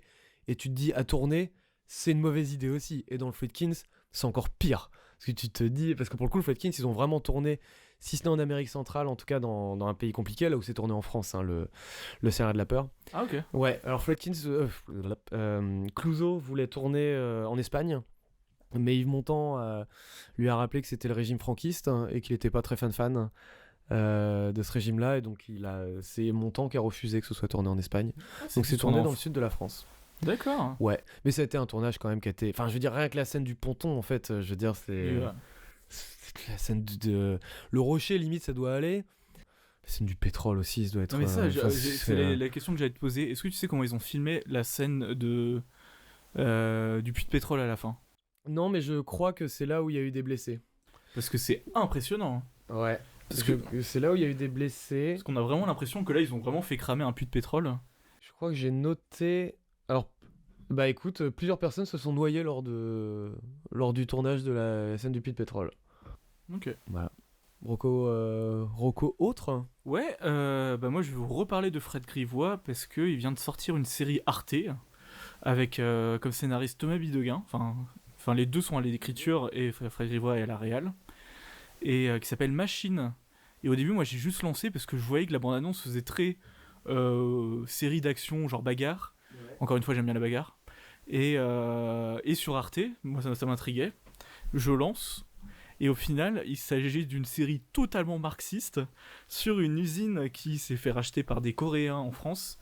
Et du coup, elle va être utilisée pour autre chose. Donc tous les salariés vont être licenciés. Et les salariés ne sont pas contents. Donc ils vont vouloir prendre le contrôle de cette usine. Et donc on suit une nana qui est une ancienne des forces spéciales françaises et après un truc qui s'est mal passé, on sait pas trop au début, à l'armée, et un peu en fuite, et elle se retrouve là juste pour avoir un petit boulot en intérim. Et elle va rencontrer Joe Starr, qui est un vieux marxiste qui qui lui parle de collectivisation et tout, et qui la prend un peu sous son aile. Donc elle, au début, elle s'en bat les couilles des trucs marxistes, mais elle est contente qu'il y ait quelqu'un qui est sympa avec lui, quoi.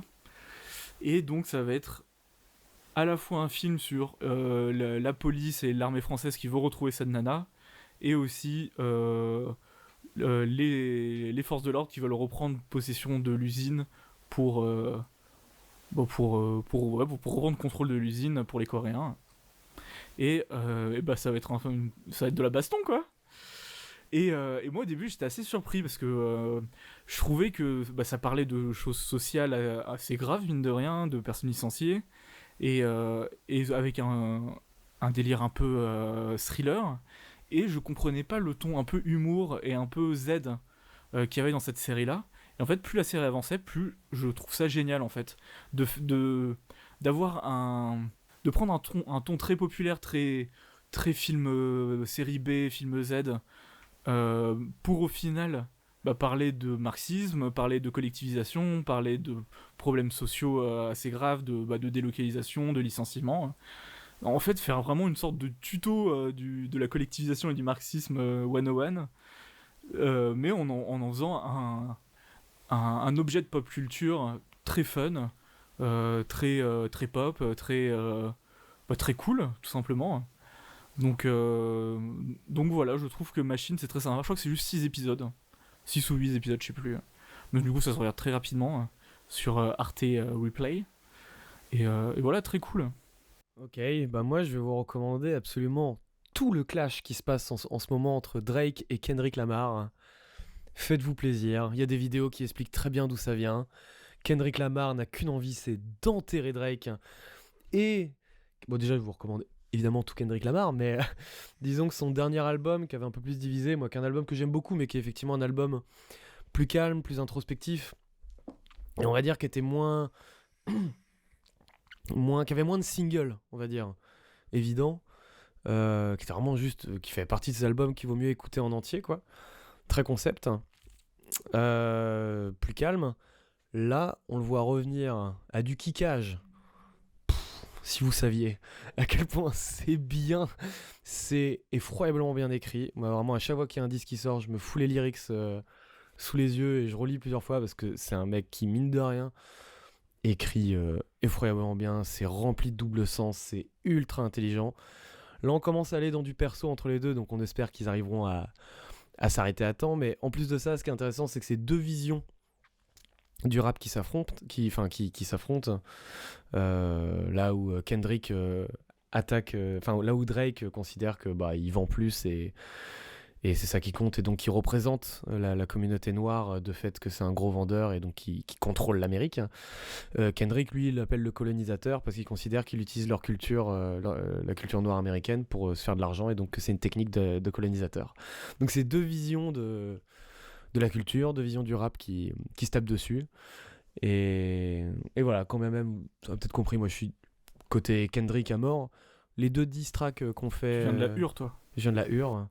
Non, mais même musicalement, quoi. Mais parce que ça reste de la musique, mine de rien. Les deux diss tracks de Drake sont très bien aussi. Sont vraiment, il y a pas... C'est juste que Kendrick, je crois qu'il a sorti son 4e diss, là. Bon, bref, il est très en forme, et à chaque fois, en fait, il est là aussi pour prouver, parce que quitte à dire à quelqu'un que t'es meilleur que lui, autant le prouver dans tes flows, dans tes instrus. Et du coup, il est, sans le dire, littéralement, je suis meilleur que toi, il le prouve en faisant des chansons de 6 minutes avec 14 000 flows et des changements d'instru, comment il se repose dessus, et c'est trop, quoi. C'est un plaisir. Ça faisait un moment qu'on n'avait pas de musique de lui, et là, bientôt il pourra faire un album juste avec ses diss tracks sur Drake. Moi, on est là, hein, Kendrick. Hein. Et du coup, je vous recommande. Moi, mon préféré, c'est To Pimp a Butterfly. Voilà. Ça marche. Et le prochain Ciné 20 sera le 20e. Ouais. C'est beau. Du coup, on avait prévu un Bercy, c'est ça que tu disais. Ouais, c'est ça, je m'étais dit un Bercy. On se mettra au milieu et je pense que c'est pas mal. Je me suis dit avec un grand rideau qu'on ferait tomber comme ça. Ouais. Et nous, on serait là. Non, plein de rideaux de pellicule. Des rideaux de pellicule comme ça, et ils tomberaient. Bon, ça nous coupera peut-être en tombant, du coup.